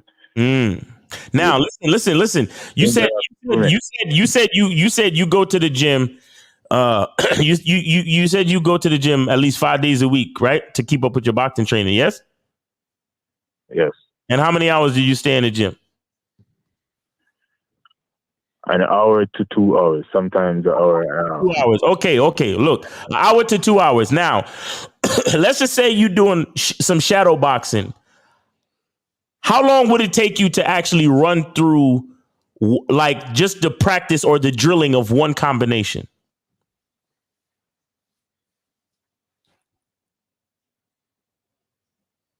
Two to 3 seconds or less.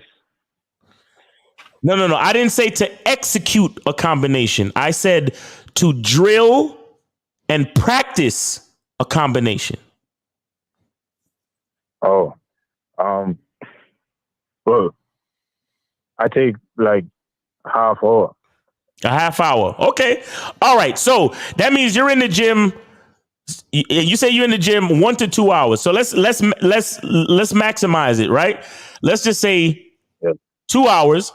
So that means you can decently learn 4 combinations while you're at the gym, right? Yes. And you do this 5 days a week. So that's about 20 combinations. Tell me the last time you spoke to 20 women in a week. Since week. You spoke to 20 women. You spoke to 20 women last week. No, since week, but not all in person. It's online. I'm based on my situation right now. I'm more online, Tinder, all those apps.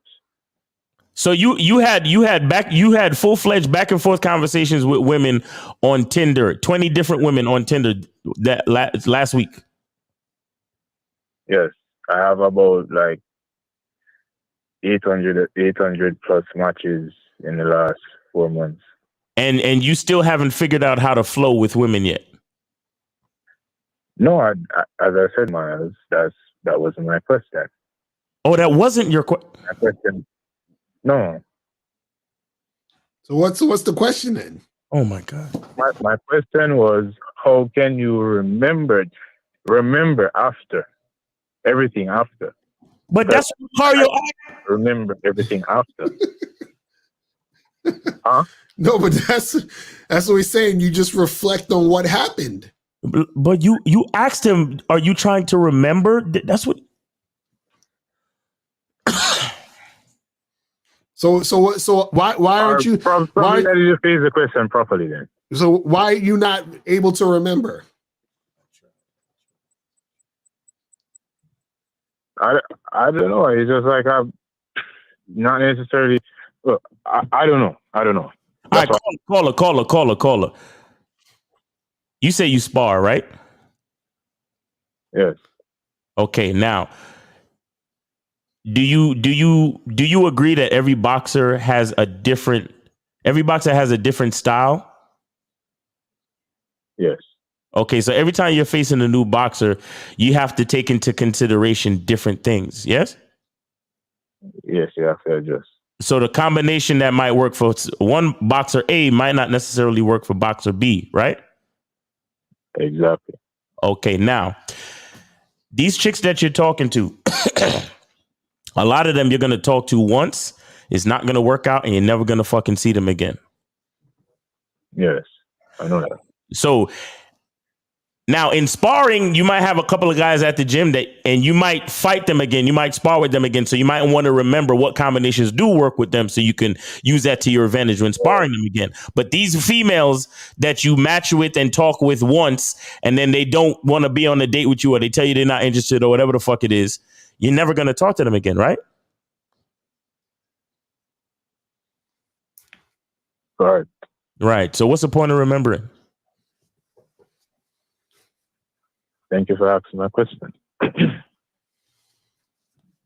I see. You good, caller? Or you... I didn't look that far. Or that deep. But it's really not that deep. The point is, I would tell you this. Why don't you do more in person stuff? Why don't you do more in person stuff? Pardon me? Why don't you talk to more girls in person? No, I talk to women in person everywhere I go, in the supermarkets, because I go to this grocery store a lot. Okay. And any of these women, do you see them again? Huh? Any of these women, do you see them a second time? Yes, I've met women a second time after I have set the date up on spot. And they never showed up on a date? No, they have. Well, it turns out to be just a one-time thing. Yeah. But all right, here's what I'm trying to get to. I want you to tell me what you think, quote unquote, remembering whatever you said to these women. How do you think that is going to help you? That's what I like to know, because we're all about progress, right? We're not just trying to remember just for the sake of remembering. We're trying to actually accomplish something, right? So tell me what you think you can accomplish by remembering exactly what you said to whatever female you're thinking about or talking about. Well, just as you use the sparring analogy, when you say, hey, yes, every fighter have, different techniques and fighting styles, and every fighter watch other fighters. But these chicks you say you don't, even if they come on the date after you set up the date, a lot of times you don't see them again. Yes, but it's not about them. It's not about the woman. I'm not making it about the woman. But trying to remember your exact technique in talking, it's not gonna matter because you're dealing with a brand new person now. That's what I'm trying to explain to you.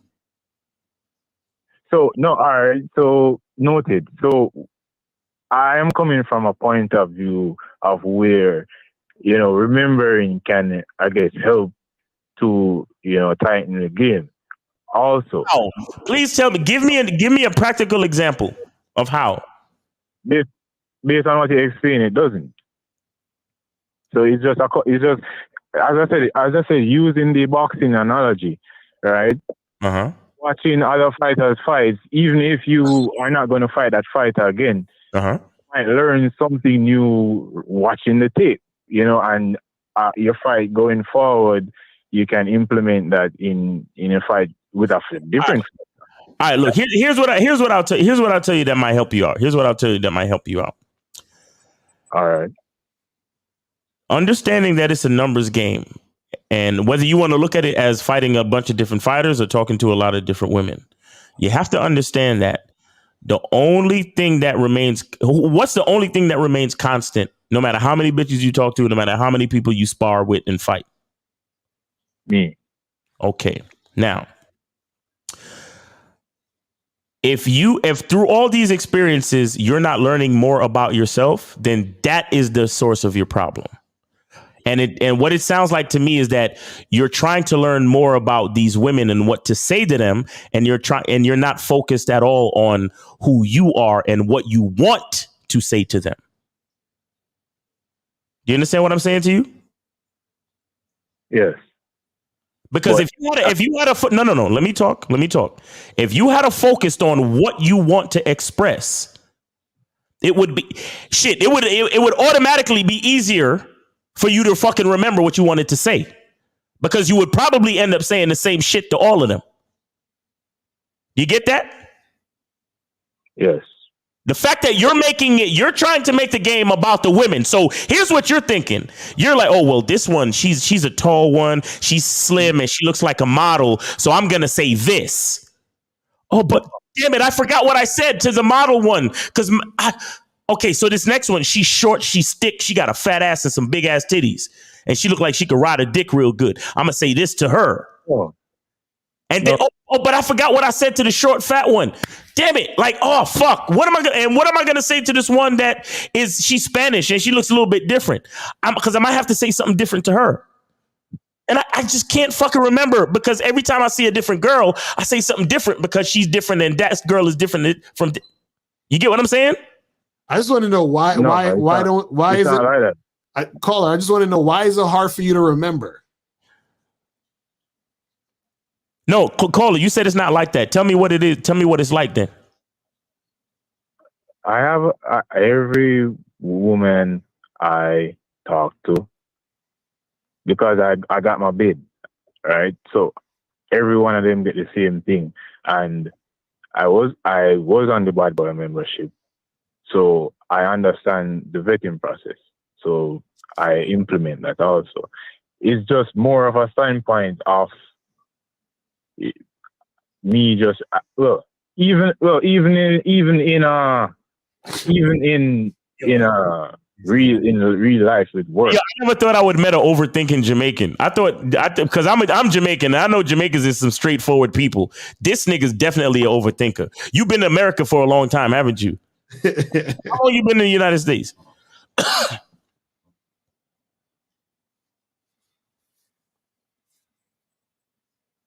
2 years. Damn, you only been out here for 2 years and you already overthinking like this? I'm just wondering what's the issue? Because you talk to a woman, you're trying to reflect on what happened. Why can't you remember? As I was saying, it's even in our regular life. It's more about me. I think I have a memory problem. All right. You know what? Hey, you ever heard of ginkgo biloba? I had a bottle of that. I was taking a bottle of that, to be honest with you, Myers, and it was finished. Did you find that it helped? Well, to be honest, I don't see any difference. To be honest, you didn't see any difference. Well, I don't know. Maybe you should go. Have you spoke to your doctor about this? Sorry. Pardon me? Have you spoke to your doctor about this? I haven't been to the doctor about it. You haven't been to. Maybe you should go to the doctor, bro, because you can't explain what you really the point you're trying to make, and you talking about how you forget. So maybe there's something you need to maybe there's something you need to figure out, bro. I really don't know, bro. I don't know how many ways I can help you. I did the boxing analogy. I tried to get at you with you saying different things to different girls and trying to remember because you're making it about the women. And every time we come back to it, like you still can't. There's no clarity, so I don't know what to tell you. Yeah, definitely not making it about the woman, but I really, as I said, it even comes over in work. Sometimes I forget things like when I'm doing something at work. So you might need to see a doctor then, bro. Maybe that's some medical shit. Because I'm like, how do you just you know what I'm saying? So that's something we can't help you. You gotta go see a doctor, bro. No, he forgot something during this fucking conversation. I swear to God, Mario, you asked him, are you trying to remember or are you trying to know what to say? And the nigga said, I'm trying to figure out what to say to these girls. And then we went through the whole analogy. Then he's like, well, that wasn't my question. Right. I'm trying to remember. No, I did. No, you can go to playback. I said, remember. That's why I was talking about. All right, caller. Well, listen, man. You got to go get a, what do you call it, a brain scan or some shit? I don't know. You got to go to the doctor and see what's popping. But man, good luck, man. Hit us up later if you get that fixed, checked out, man. We gonna holler at you. All right, let's go to this last caller. Is this fucking Ethan? Oh my God. If this is Ethan, you want the nice. 401. Is this 401? 401. What's popping? I got a good question. Who's this? Hello? Who's this? Ethan. Did you donate? Did you donate? You donated? Okay, cool. All right, so let's go. So about the title, I don't want to go too much in detail about my kid's mother or this other girl I'm speaking to, but looks don't make you sexually good looking. If that's true, how come like even when I check my girl's phone, like she always like these dudes' pictures that are like in shape and like this other girl I was talking to from work, talking to this guy that obviously he's in shape, and like why do they always like fuck with the guys that are always in shape, like rather than fat guys? Like how come they're always liking their pictures and stuff? And okay, let me ask you a question. Do you want a chick to like your pictures or do you want her to fuck you? Fuck me. Okay, so if I'm a fat dude that's getting pussy, why would I give a fuck about chicks liking niggas' pictures? Because in the past I've got cheated on and it wasn't by fat dudes. So you said so would it have been better if it was by fat dudes? No, it wouldn't be better, but it's like, how come when a girl cheats on me, it's like a guy that's in shape, like that goes to the gym? Because she's sexually attracted to him. Right, but there was never a scenario where I got cheated on or I found out a girl was talking to a guy and he was fat. How you know? Well, maybe you just didn't figure it out. Maybe you just didn't know about that. Sure. This was like, why do you care? How come then why are they following how come they're not following a bunch of fat guys? They're always following these fucking because they're physically attracted to them. Do you know? Okay, Ethan, you know what the difference between physical attraction and sexual attraction? Yeah. No, tell me. Like if they're sexually attracted to them, that means that like their pussy gets wet. And they want to have sex with them, right? Right. And what's physical attraction? That's when they just like to look at them, basically. Exactly. So So what are you talking about? But I've been cheated on, Mr. Lucario. Yeah, but come on, be honest, bro. Like if there was a poll, like a poll, pause, nigga. What poll? What are you talking about? Like if there was a POLL, a poll, like girls would rather girls fuck way more guys that's in shape than out of shape. Says who? Come on, you think it's obvious? You think girls fuck more fat guys than guys that are not? So are you saying that you think guys who are in shape are sexually attractive versus guys who are not in shape? No, I think guys who are in shape get more pussy than fat guys. Why?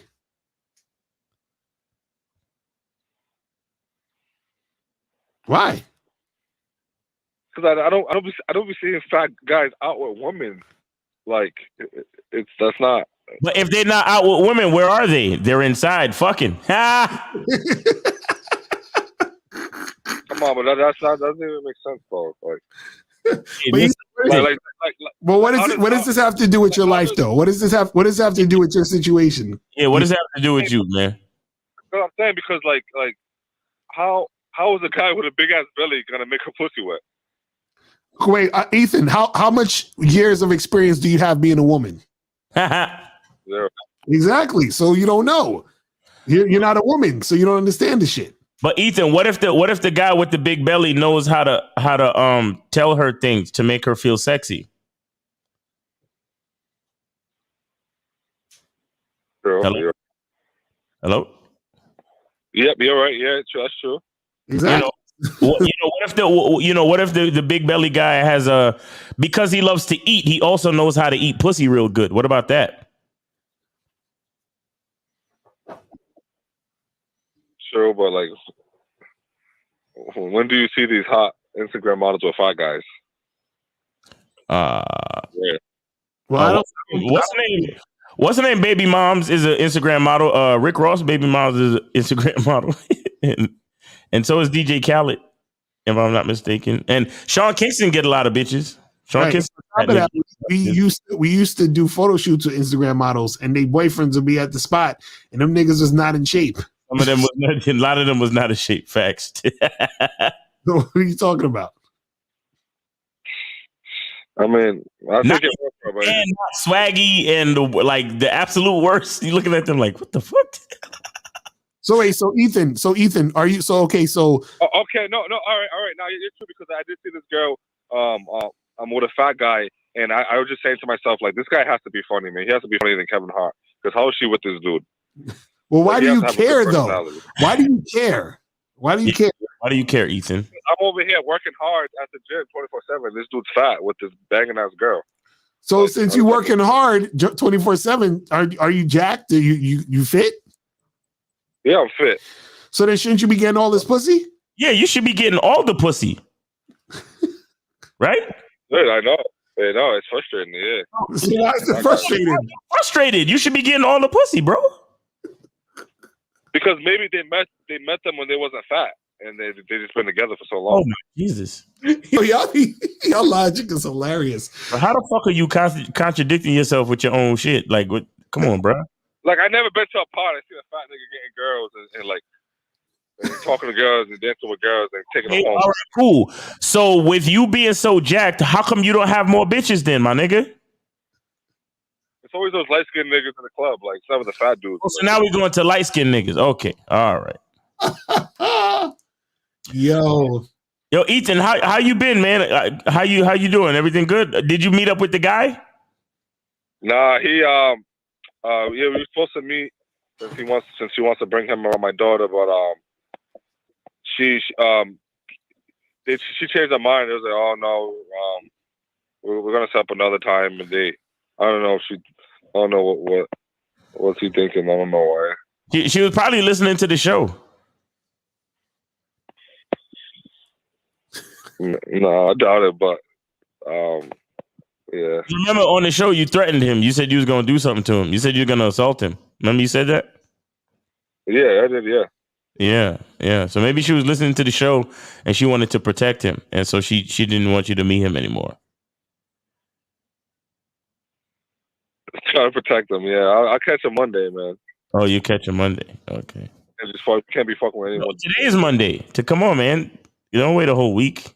Don't be egging him on to do this. No, my bad. You're right. Come on, Ethan. I'm waiting for you to start cussing me out, man. Come on, man. I like it when you cuss me out. Pause. I like it when you talk dirty to me, Ethan. Pause. Yes. Come on, Ethan. Tell me to fuck off. You're not being disrespectful no more. You know, you used to swear at niggas and shit. Like, you changed, man. I changed.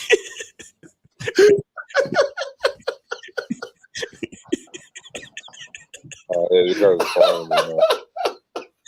Come on, Ethan. I know you got it in you, baby. Come on. Oh, man. Come on. I take a time bomb, man. Tell me to fuck off, Ethan. Come on, man. I know you got that rage inside of you, baby. I like that, man. No, but seriously though, how are you doing? Are you co-parenting well with, you dealing with you still get to see your kids?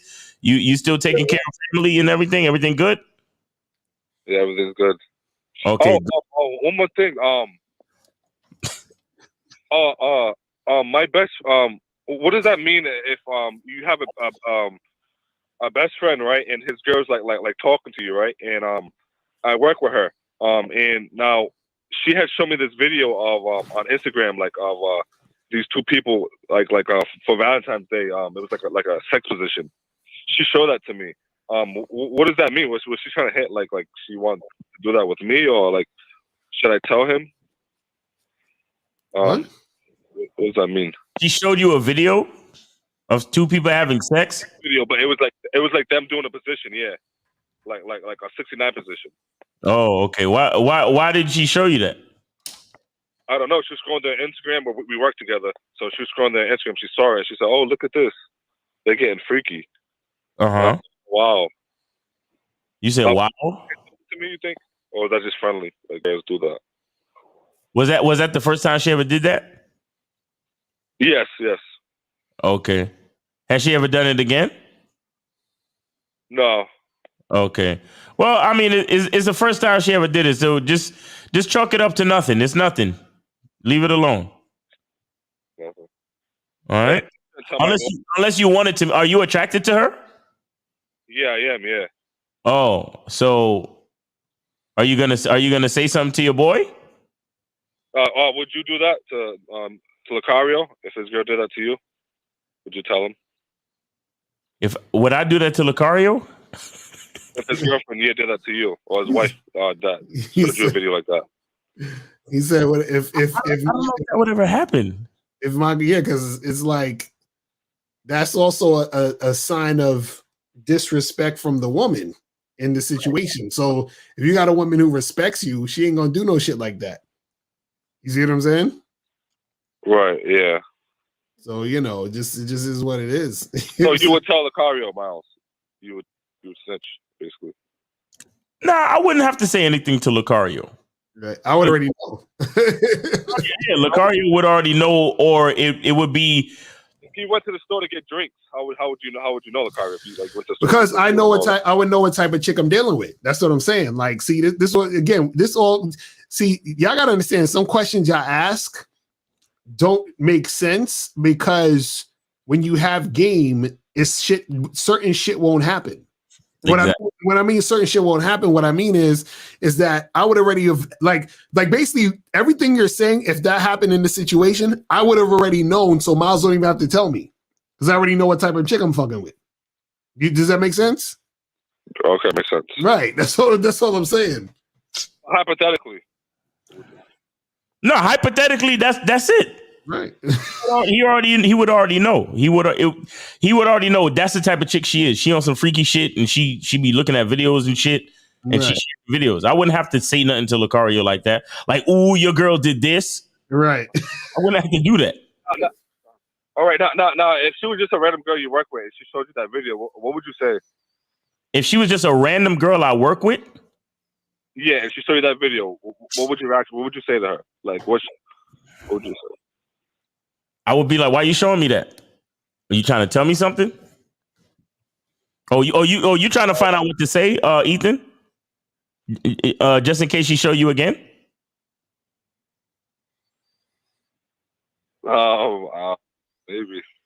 Maybe.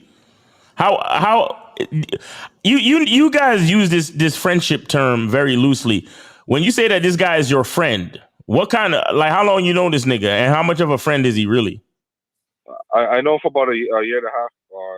We've been working together. So y'all all work at the same place? Yep, he's on a different shift. He's on a different shift. So he's a coworker. He's not a friend. Correct. Yep. Has he ever been over to your crib? Nope. Yeah, that's not a friend. You see how you guys always you guys say shit you don't really mean? Right. Because he's not even really a friend. So what are you saying? What are you really trying to figure out, Ethan? Right. Yeah. No, okay. I'll be real. I want to figure out how to fuck that girl. Yeah. No. Like she basically wants to fuck me for her showing me that video. No. So did she tell you that? No, she didn't tell me that. Has she done any other type of flirting with you? Like she touched you or said anything else about sex to you? Yeah. She asked me, do you still fucking bury your mother? Like stuff like that. Stuff like that. And what other stuff like that? So do you still fuck your baby moms and what else? One time she was like, you be fucking mad girls, huh? Like you be messing with a lot of girls, or you be giving them girls that good, something like that. That's the type of stuff she be saying to you. And I thought she was just saying that just because like just being friendly, like you know how girls be. Just being friendly. Okay. Well, I don't. It sounds like you want to fuck this girl, bro. I think you should smash, bro. All right. Now one more thing. This girl had I basically came too strong with this older lady I met at the store. and I wanted to fuck her, and I didn't want to go out to eat with her, and I was like, yo, just come over, you know, we can do whatever, then we go out to eat. She said, that's not how you do it, Ethan, because like I'm basically not gonna talk to you no more because we should have just went out to eat, and then shit could have just happened naturally. Who said that? So she, this older lady I met at the store. Yeah. Got her number, and I basically told her, "Oh, to come over, and then we go out to eat." Cause she wanted to go out to eat first. Right. And she was like, "To do what?" I was like, "Oh, like you can give me some head, like we could fuck or whatever." She's like, "Oh, that's like we're done talking. Like, I don't want you to text me no more because we could have just went out to dinner, and then that could happen." Okay, so what's your question? She wasn't sexually attracted to me then. If she wasn't ready to just fuck me, then go out to eat. Yes, exactly. Exactly. Yeah. If she didn't want to do what you really wanted to do, she was definitely not attracted to you. She was looking for a meal. So she was lying, basically. Like she was basically lying. Yeah. Anytime a woman gives you resistance, she ain't sexually attracted to you like that. Okay. Let me tell you something. You know what the funny part is, man? Listen, I remember I went on a date with this chick, right? And I get to the spot. She comes to the spot, right? I got there before her. So when she comes in, I give her a hug and I say, yo, I was like, sit right here. I told her to sit next to me. She was like, oh no, she's like, I want to sit here. I feel like it's, I like sitting here better. It's easier to talk to you this way, right? So as soon as she did that, I knew this was not going to work, right? But right, so I really could have ended the date there, but I just kept talking to her, whatever. By the end of the date, we gave each other a hug, we kissed or whatever, and all that, and then I bounced because I had some shit to do, right? So then she hit me up and she was like, "Yo, let's get together again." I said, "Okay, let's get together again. Cool. We'll meet up this weekend or whatever, right?" And then she says, and I said, "Hey, come through to my spot." And we could, get together and, come through my spot and get it popping, right? This chick says, "Oh, well, I feel like, we haven't gotten there yet. And I think we need to talk more and build more trust." And like all this shit. Now, I say that to say this. She's the same woman who wouldn't sit where I told her. Exactly. So it's all connected. So from the jump, she's already shown me that she didn't have high interest because she was resisting what I was saying from the first fucking date. You see what I'm saying? So a lot of times what happens is as soon as you see resistance, understand she ain't really fucking with you like that. That's it. Right. And it wasn't because I came off too strong. No, there's no such thing as coming off too strong. There's no such thing. When a woman's fucking with you, when she's feeling you, there's no such thing as coming on too strong. A lot of times, in fact, it's the opposite. Women who really fuck with you and really is about you and really is attracted to you, sometimes they want you to come on stronger. Mm-hmm. You feel strong enough. Right. Unless it's disrespectful. But that's what I'm saying, is that they're not gonna look at it as disrespectful. Because they're feeling it. You see what I'm saying? Yo, Ethan, bro, why are you always worried about people being disrespectful? Are a lot of people disrespectful to you? Nah? So you always talk about that shit. No, I get that a lot from girls. You get disrespected a lot from girls? No. I get them saying, "Oh, you're like that was disrespectful." I get like girls telling me, "Oh, so you're disrespectful." Yeah, they tell me that. Yeah. Oh, well, yeah. Those girls don't like you because, like one girl. If you say something, they're gonna take it as a. If they like you, they'll take it as a joke, no matter what you say. Right. This girl, I told her to send me booty pics. She goes, "Oh, like I don't like that because I feel like you're using me for pictures. You always ask me for pictures." Exactly. Resistance. Yeah. If she liked you, she would just send you the pictures because she wants to please you. She wants to make you feel good. Mm-hmm. You understand? Okay. Women are real simple. They're real simple. They'll tell you everything you need to know based off how they cooperate. That's it. All right, sounds good. All right, bro. We appreciate the call, brother. We gonna holler at your man. All right, so we are on overtime. Do we answer all the questions? Or we? Let me see. Yeah, I think we got a couple more questions. Yeah, and a few more questions actually came in. So yeah, let me cut the phone lines off and shits. All right, so we was at. Yo, how fast are these weeks moving? I can't believe it's Monday again. Exactly, it's crazy. Oh shit, it's Tuesday now. Exactly. When it comes to upgrading your looks as a man, yeah, we already got to that one. What's your advice for men to increase low self-esteem? What? First of all, learn how to write a question. Because this question, he's saying, how can we increase low self-esteem? Why would you want to increase low self-esteem? Exactly. That's what I'm saying. Like, what are we talking about? What are we talking about? I'm in the Army. Is it a good idea to mess around with female soldiers, or should I just stick to messing with civilian women? Well, first of all, thank you for your service, and fucking with other privates is privates. It's just like fucking with chicks at your job. Now, I don't know if the military is any different. Find out the code. Maybe there's a conduct code. Find out the code. You see what I'm saying? Find out the conduct code. It might be bad and it might not be, but either way, look, guys, if you're gonna fuck with chicks at your job, the bottom line with that is to be consistent and to be straightforward. Mm-hmm. Right. You understand? Because you need her to shit or get off the pot. You don't want any misconstrued messages, because misconstrued messages is what get shit fucked up in the first place. Exactly. Okay, so we don't condone or promote fucking with chicks at your job, whether you're in the Army or you're just a regular 9-to-5er. But if you are gonna fuck with a chick at your job, it has to be very clear what the fuck is going on between you and that female. Right. Let there be no doubt that we both want sex from each other, and we're gonna do that. Mm-hmm. Y'all niggas be like, this, like Ethan just now. This girl, she showed me some sexy stuff on her phone. You think she likes me? You think I could try to fuck her? If you asking questions like that, don't fuck with bitches at your job. Right. You understand what I'm saying? I remember when I smashed this girl at a job, and she was, the flirting was stupid. Like, she would literally, like, you see, I'm sitting here and I got the desk here. She would come to my desk. And you know how when a woman sit her ass on the side of something that has a hard edge, right? So like there's half of her fat ass is under the edge, and half her fat ass is just sprawled out on my fucking desk. Mm-hmm. And I'm looking at her ass, and I'm looking at her, and I'm like, this bitch. And then at the end of the day, now mind you, this was like my first or second day there. Mm-hmm.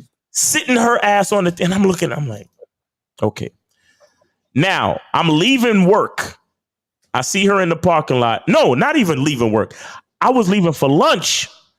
I see her in the fucking courtyard area of the company building. And she was holding her phone. I snatched her phone from her. Mm. And I put my number in her phone. And I said, call me later after work. Just like that. Right. And I didn't say anything else to her. And I went about my business and went to lunch. She called me that evening, and we were smashing by next week. Mm-hmm. And we found a nice little hotel that was near the job, smashing. Right. Consistently for weeks while I was at that job. You hear what I'm saying? Mm. And there was no extra talk. There was no, maybe. No. Right. But so I've fucked with chicks at my job. I've done it. Mm-hmm. But I've always made sure that there was no misconstrued. There was no. And y'all niggas is asking these questions. Asking these questions, that's how you know you're not ready to fuck with chicks at your job. Mm-hmm. When a woman at your job wants to fuck you, there's no question. Real shit. So it says, how do you know if you need coaching or need to step up your game? And some say I need one for asking this question. That's what I was about to say. You need it. That's what I'm saying. Just listen. It's just like, I remember you said once, Miles, it's like, if you're calling in, that means that you ain't got no game. You know what I'm saying? Like, That's just true. That's what I'm saying, bro. It's like if I was watching, you know, let's say you have a person watching a cooking show on how to cook a certain thing. I would watch that because I don't know how to fucking cook. Right. You understand what I'm saying? Like, that's why I'm watching. You know, some people watch it out of, you know, just entertainment or whatever, but there's a lot of people who don't know how to cook. If it's a tutorial on how to cook, you're watching it because you don't know. Just like you say, you type in how to do whatever it is in YouTube, you're typing in that because you don't know how to do it. You don't know how to do it. Facts. You know what I'm saying? So that's really what it is. You know? So but coaching and stepping up your game goes hand in hand, bro. So it's not an or. Like, you need coaching, and from the coaching, from the knowledge that you gain, you use that knowledge to step your game up. That's how it works. Right. He said, so the whole building report thing is BS and made up? Absolutely. What? Absolutely. See, a lot of times what happens is, you know, it's funny. Like, see, women sometimes say all this goofy shit. Oh, you got to get to know me more. We're moving too fast, and I need a blah, blah, blah. They say all of that because their intention was to use you. Right. That's what guys don't understand. Their intention, because look, if a woman is really feeling you, she's down for what you're saying. Period. What you want to do. So if there's all this extra, oh, well, I need to get to know you, and why you rushing, and oh, you seem like you thirsty for this, and all of that is bullshit. All of it is bullshit, and it's to shame you so that you could be like, okay, I'm sorry, let's go out more, and let's this. And it's like, nah, bro. And what it is that you're basically the placeholder. You're the guy they're going to use until the guy they really comes along, and then they'll just follow him to wherever. Yo, I've learned all of that shit. Let's take it slow. I see you as a brother. Mm-hmm. I'm not, you know, I like you like this, but not like that. Like, right. I've heard it all, bro. I've heard it all. You understand? 'Cause I've been in social circles where, you know, I hollered at a chick, had a like real crush on the chick, like feeling the chick. Mm-hmm. And I'm like, yo, you know, we need to get together. We need to do this. I don't know. And, you know, I kind of just, you know, I like you as a brother. Like, I kind of see you as a brother because we've been hanging out so long. And then I find out from social circle friend of another friend that there's another guy in the social circle that she smashed. Exactly. And I'm like, oh, my heart just feels like emotional damage. Like, that's how I feel. And I'm like, damn. I like the girl. Like, right. And you know what's crazy? The guy that she smashed in the social circle, he's one of those alpha type, don't give a fuck about bitches type of niggas. Exactly, right. I'm over here, of course, this is back when I was younger, but I'm over here feeling all these feelings. Mm-hmm. And I'm listening to her trying to understand, okay, well, you know, she sees me as a brother. That's respectable. You know, it's all right. And then I hear from one of my other homegirls, oh, yeah, such and such over there, he been smashed her. Right. And you're like, what?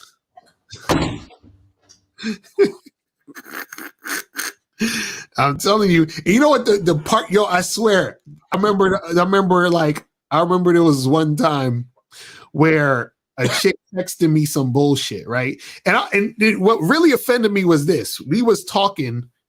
I told her I'm a dating coach. What offended me was she saw my shit on YouTube. Right. She has the nerve to text me some bullshit. I'm like, yo, don't she know that I know she's bullshitting? Like, don't she know that I know that she has medium interest and that I'm not gonna fucking fuck with her? Like, don't she know this? Don't she know that this is what I do? Right. It's like, don't you know? Like, how, you know what I'm saying? Like, how you gonna come at me with like, girl, woman, I live this. Right. Like, I live this shit, bitch. What are you doing? What are you talking about? Oh, you know, I think we should get to know each other first, because I'm like, what the, like, you can't do that to me. I know what it is. You see what I'm saying? And then it's like, damn, now I got to charge you. You know what I'm saying? And it's like almost like a gift and a curse to no gain, because when you really know it, you be like, shit, I got to fucking get rid of this bitch. Bro. So I've been that on that extreme, and then I've been on the next extreme where meet up for the second date. Mm-hmm. And I'm like, hey, you know, let's have a drink. Mm-hmm. and I see that she got her hand on my leg. She's not even looking at the drink. Right. She's looking at me. Mm-hmm. And I'm like, you look like you're ready to go. Right. Exactly. Like let's get it in. At that point, I'm looking for the waitress like to settle up. I'm like, oh yeah, like come through so we can pay this tab and get the fuck out of here. Thing. Yo. And I've been in other situations where bitches down the drink. Mm-hmm. They're like, I'm ready to go. Right. You understand? So I've been on both extremes, bro. That's how we can sit here and talk to you guys about it. Because we've been in both extremes. So literally, guys, and this is why you don't have to. The reason why we tell you guys this, and the reason why we want you guys to understand these concepts is because the most important part about this is to not waste your fucking time. Facts.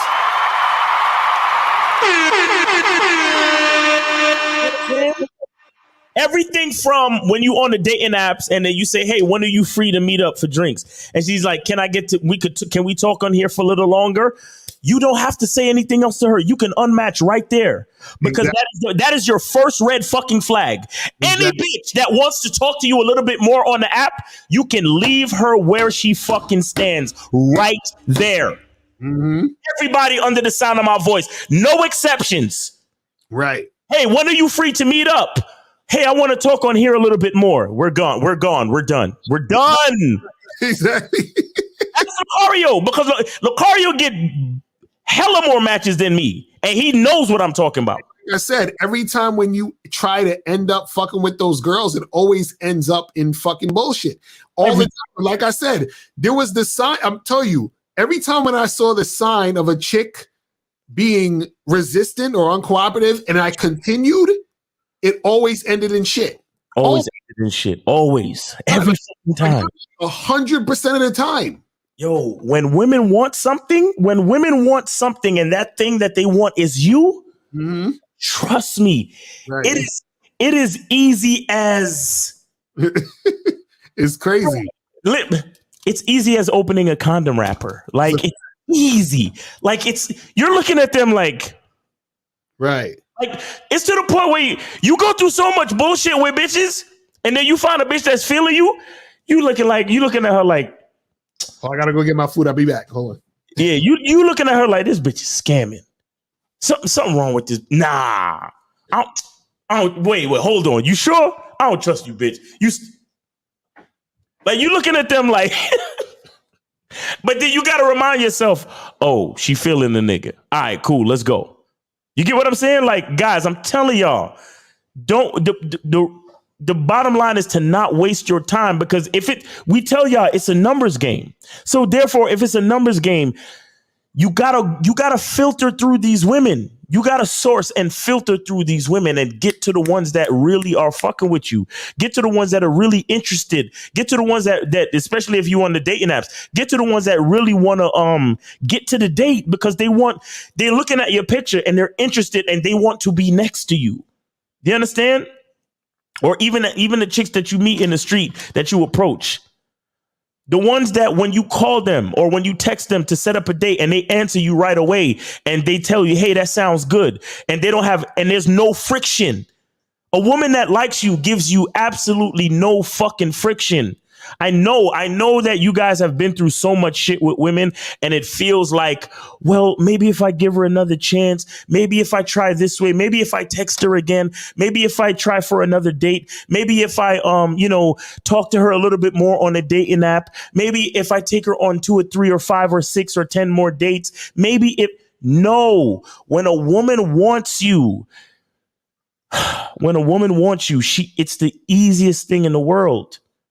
You understand? And the indicator is a lack of friction. The indicator is literally her saying yes to everything that you suggest. You understand? That is the indicator. If you're not getting cooperation, if you're not getting 100% cooperation, she doesn't like you. She's not attracted to you.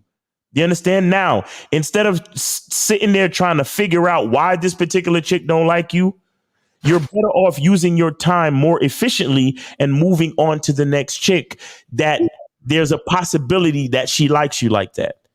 Do you understand? And on top of that, what you also do is you increase the probability of compatibility. Do you understand? Because when, as men, we could pretty much smash and spend time and get with and pay attention to anything called a female, pretty much. Mm-hmm. You know, forgetting about all that, the Transformers. We're not talking about that. Anything called a female, we're willing to put time in because we're men. That's what we do. We have the love of God inside of us. So we'll give most females a chance, bro. You get what I'm saying? Now, on the flip side, women, because as men, we give most females a chance. The balance on the flip side is that the women are going to be a little bit more discriminating. Right. And that's just the way the game goes. So that's why it's your job to look at it like a numbers game and filter through these hoes fast. Exactly. Fast. You feeling me? No. Next. You feeling me? No. Next. Right. Feeling me? Okay, she feeling me. Let's go. Exactly. That's it. That's your work. That's it. All these crazy questions. And, well, I saw a girl the other day. She looked at the street sign and then she looked at me and then she looked back at the street sign. You think maybe possibly she might like me? Right. See, the part that kills me though is when I'm in that moment where I know I have to charge a chick. I'll be like, fuck. Like, and the thing is, I feel bad for her because she don't know she just got charged. Like, you know what I'm saying? Like, I was on a date with this chick one time and we was chilling, kicking it, talking or whatever. And so I was like going in for the kiss, right? And then she moved her face and she said, "Oh, you have to earn that." I said, "Oh, she don't even know she charged." She don't even know she charged. And then I said, "Listen." So I finished my drink, right? And basically I was like maybe 3 to 5 minutes later, finished my drink. I said, "Listen, I gotta go." And then she was like, "Oh, you gotta go." I said, "Yeah, I gotta go." So she gave me a hug and shit. And she was like, "Yeah, we should do this again sometime." I'm like, okay, And I'm like, you be safe. She's done. Like, we're finished. We're finished. It's over. Because I already know what that means. See, that's what I'm saying. And this is why a lot of women don't really like. A lot of times when niggas really know the game, that's the other side of the story. Because when you know, they can't fucking manipulate you. Shout out to Alan Roger Curry. That's what's so powerful about Mode 1. You feel what I'm saying? Alan Roger Curry didn't know what it was. He didn't know what it was. Didn't know what it was. So Mode 1 is really about. It's about you getting rid of the time wasters. Facts. That's all it is. That's mainly what it is get rid of the time wasters, because the most important thing is your time. That is the most important thing. Yo, bro, there is a just think of it like this. There is a woman or 2 or 3 that are out there just waiting for you to show up. Right. Waiting for you to show up. And half of y'all niggas is fucking infatuated, mesmerized with the fucking barista at your local Starbucks. Right. And you're thinking of ways to holler at her. Mm-hmm. And you're every day you go into Starbucks and you're nervous and you don't actually get a chance to say anything to her because she's at work and you're not sure what to do or what to say. And there's that woman out there. That will cook for you, fuck you, listen to everything you say, do exactly what the fuck you want to do, show up to anything that you invite her to. Right. She will dress sexy for you. She will dance for you. She will scream your fucking name. Mm-hmm. Just if you asked her to scream my name right now. Yep. Right. Exactly. Miles. Oh, Miles. Right. She's waiting for you, but you over here infatuated and worried about this chick. Mm-hmm. That's giving you a run around and shit. Yeah, that one chick that.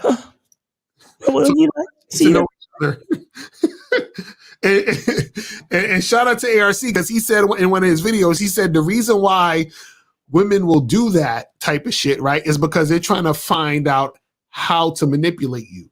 So if she sees that, oh yeah, she says we got to get to know each other more, and we should go out to dinner, and you say, okay, cool, yeah, let's go out to dinner, and so she's like, oh, now I know that I could get this guy to take me out to dinner, buy me shit, pay for things for me, and all that other stuff. So she's like, cool, this is the guy I'm going to manipulate into doing all these things. You see what I'm saying? And that's all it is. That's really all it is. It's crazy. You know what I'm saying? It's ridiculous, man. But I'm telling you, the game gets simpler once you understand this fucking truth. That's what I'm telling you. It's like dudes be like, I don't know what to do. You will know what to do once you see how she's responding. You're like, oh, so she's playing that game. Okay, cool, we're done. Or, oh, she's on point. Cool, she's cooperating. Then I'm gonna continue to fuck with her. It's that simple. It's that simple, guys. It's simple. All right. So yeah, we about to wrap this shit up because I'm about to eat this fucking food for tonight. So make sure, guys, remember that you guys go get tickets to the Game Kings 2.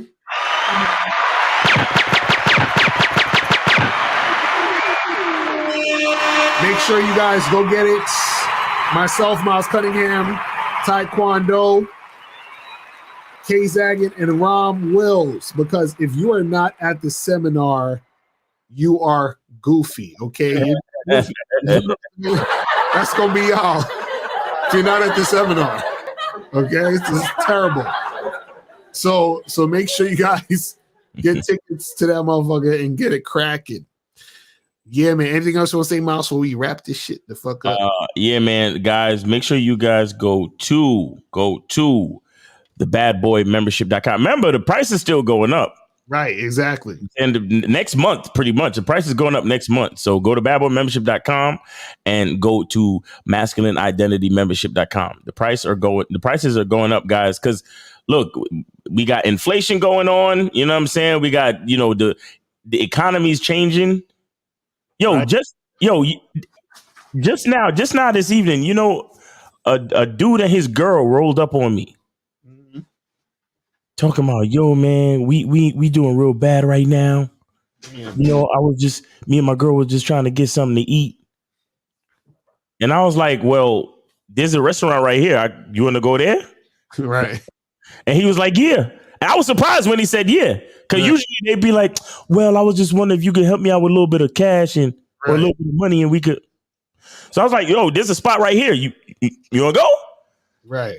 And then we walked up to the spot, and his girl went to the menu shit.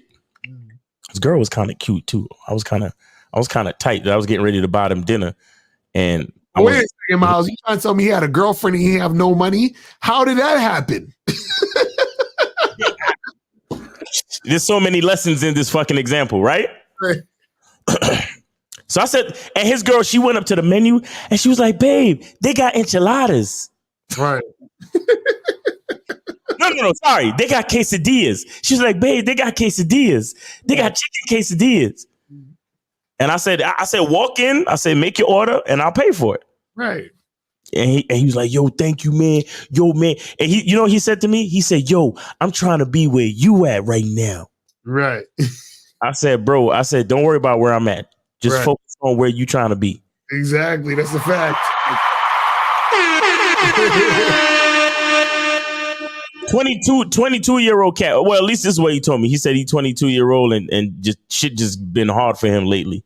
Right. And he just wanted to take his girl to get something to eat. And I said, what? And you know what's crazy?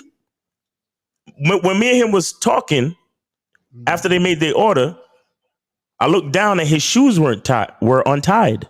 Right. Mm-hmm. And I said, bro, man, you need to tie your shoes. Yo, his girl got down and tied his fucking shoes. Wow. See? And you motherfuckers. This nigga with no money asking a perfect stranger for money just to feed the bitch, and the bitch got down on her knee and tied his shoes. Tied his shoe. Mm-hmm. Broke ass nigga. Homeless. Mm-hmm. That's crazy. That's crazy. I mean, look, I got the receipt downstairs too. I spent, and because I told them to get what the fuck they wanted, and they each got like 2 quesadillas and some extra sour cream and some other shit.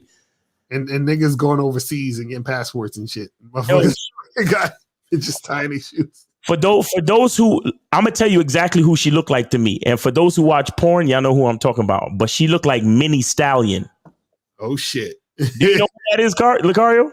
Nah, I don't even know. But I'm saying if she doing porn, no. I'm not saying she's doing porn, but I'm saying she looked. I'm saying if she looked like a bitch doing porn, that means she probably cute. You know what I'm saying? She was cute. Like, she probably wasn't the dimest dime of dimes. Right. He wasn't obese. Like, you know, as soon as you say something about passport bros, well, she probably obese. Nope, right. She wasn't obese. Right. She was a little slim, petite thing. She had long hair and a cute face. Right. I mean, she looked shabby because, you know, her clothes are a little shabby or whatever because they on some homeless shit. Times is hard or whatever. Right. You feel me? But she got down and tied the nigga's shoes, bruh. Right. And I'm like, you see? Mm-hmm. And I'm thinking to myself, whatever he doing, it got to be working because you coming for me for resources and your bitch is still treating you like the king. Right. Exactly. You got to be doing something right. You know what I'm saying? But that's real shit. That's real shit. So guys, man, we appreciate y'all tuning in. You know what I'm saying? Check us out. Check me out tomorrow with Steve at noon. You feel what I'm saying? And yeah, man, we will holler at y'all later. Remember, the truth is inside you. Peace. We gone. We out. When it comes to being a man, it's about being that rock. It's about being stable. So first, you're going to have to find discipline within yourself. Do you have that type of discipline? Do you even have the heart to be ruthless? Women need leadership. It is in their nature to seek out leadership. You know, you can't do it 99 because all that's part of a man. You got to do it 100. Apparently, these women out here having sex with somebody. Apparently, they're getting pregnant with somebody. Shoot, somebody getting something. You should look at something like hypergamy and allow it to inspire you to always be evolving, getting better, expanding, developing. There are things you know, there are things you don't know. Then there are things you don't know you don't even know.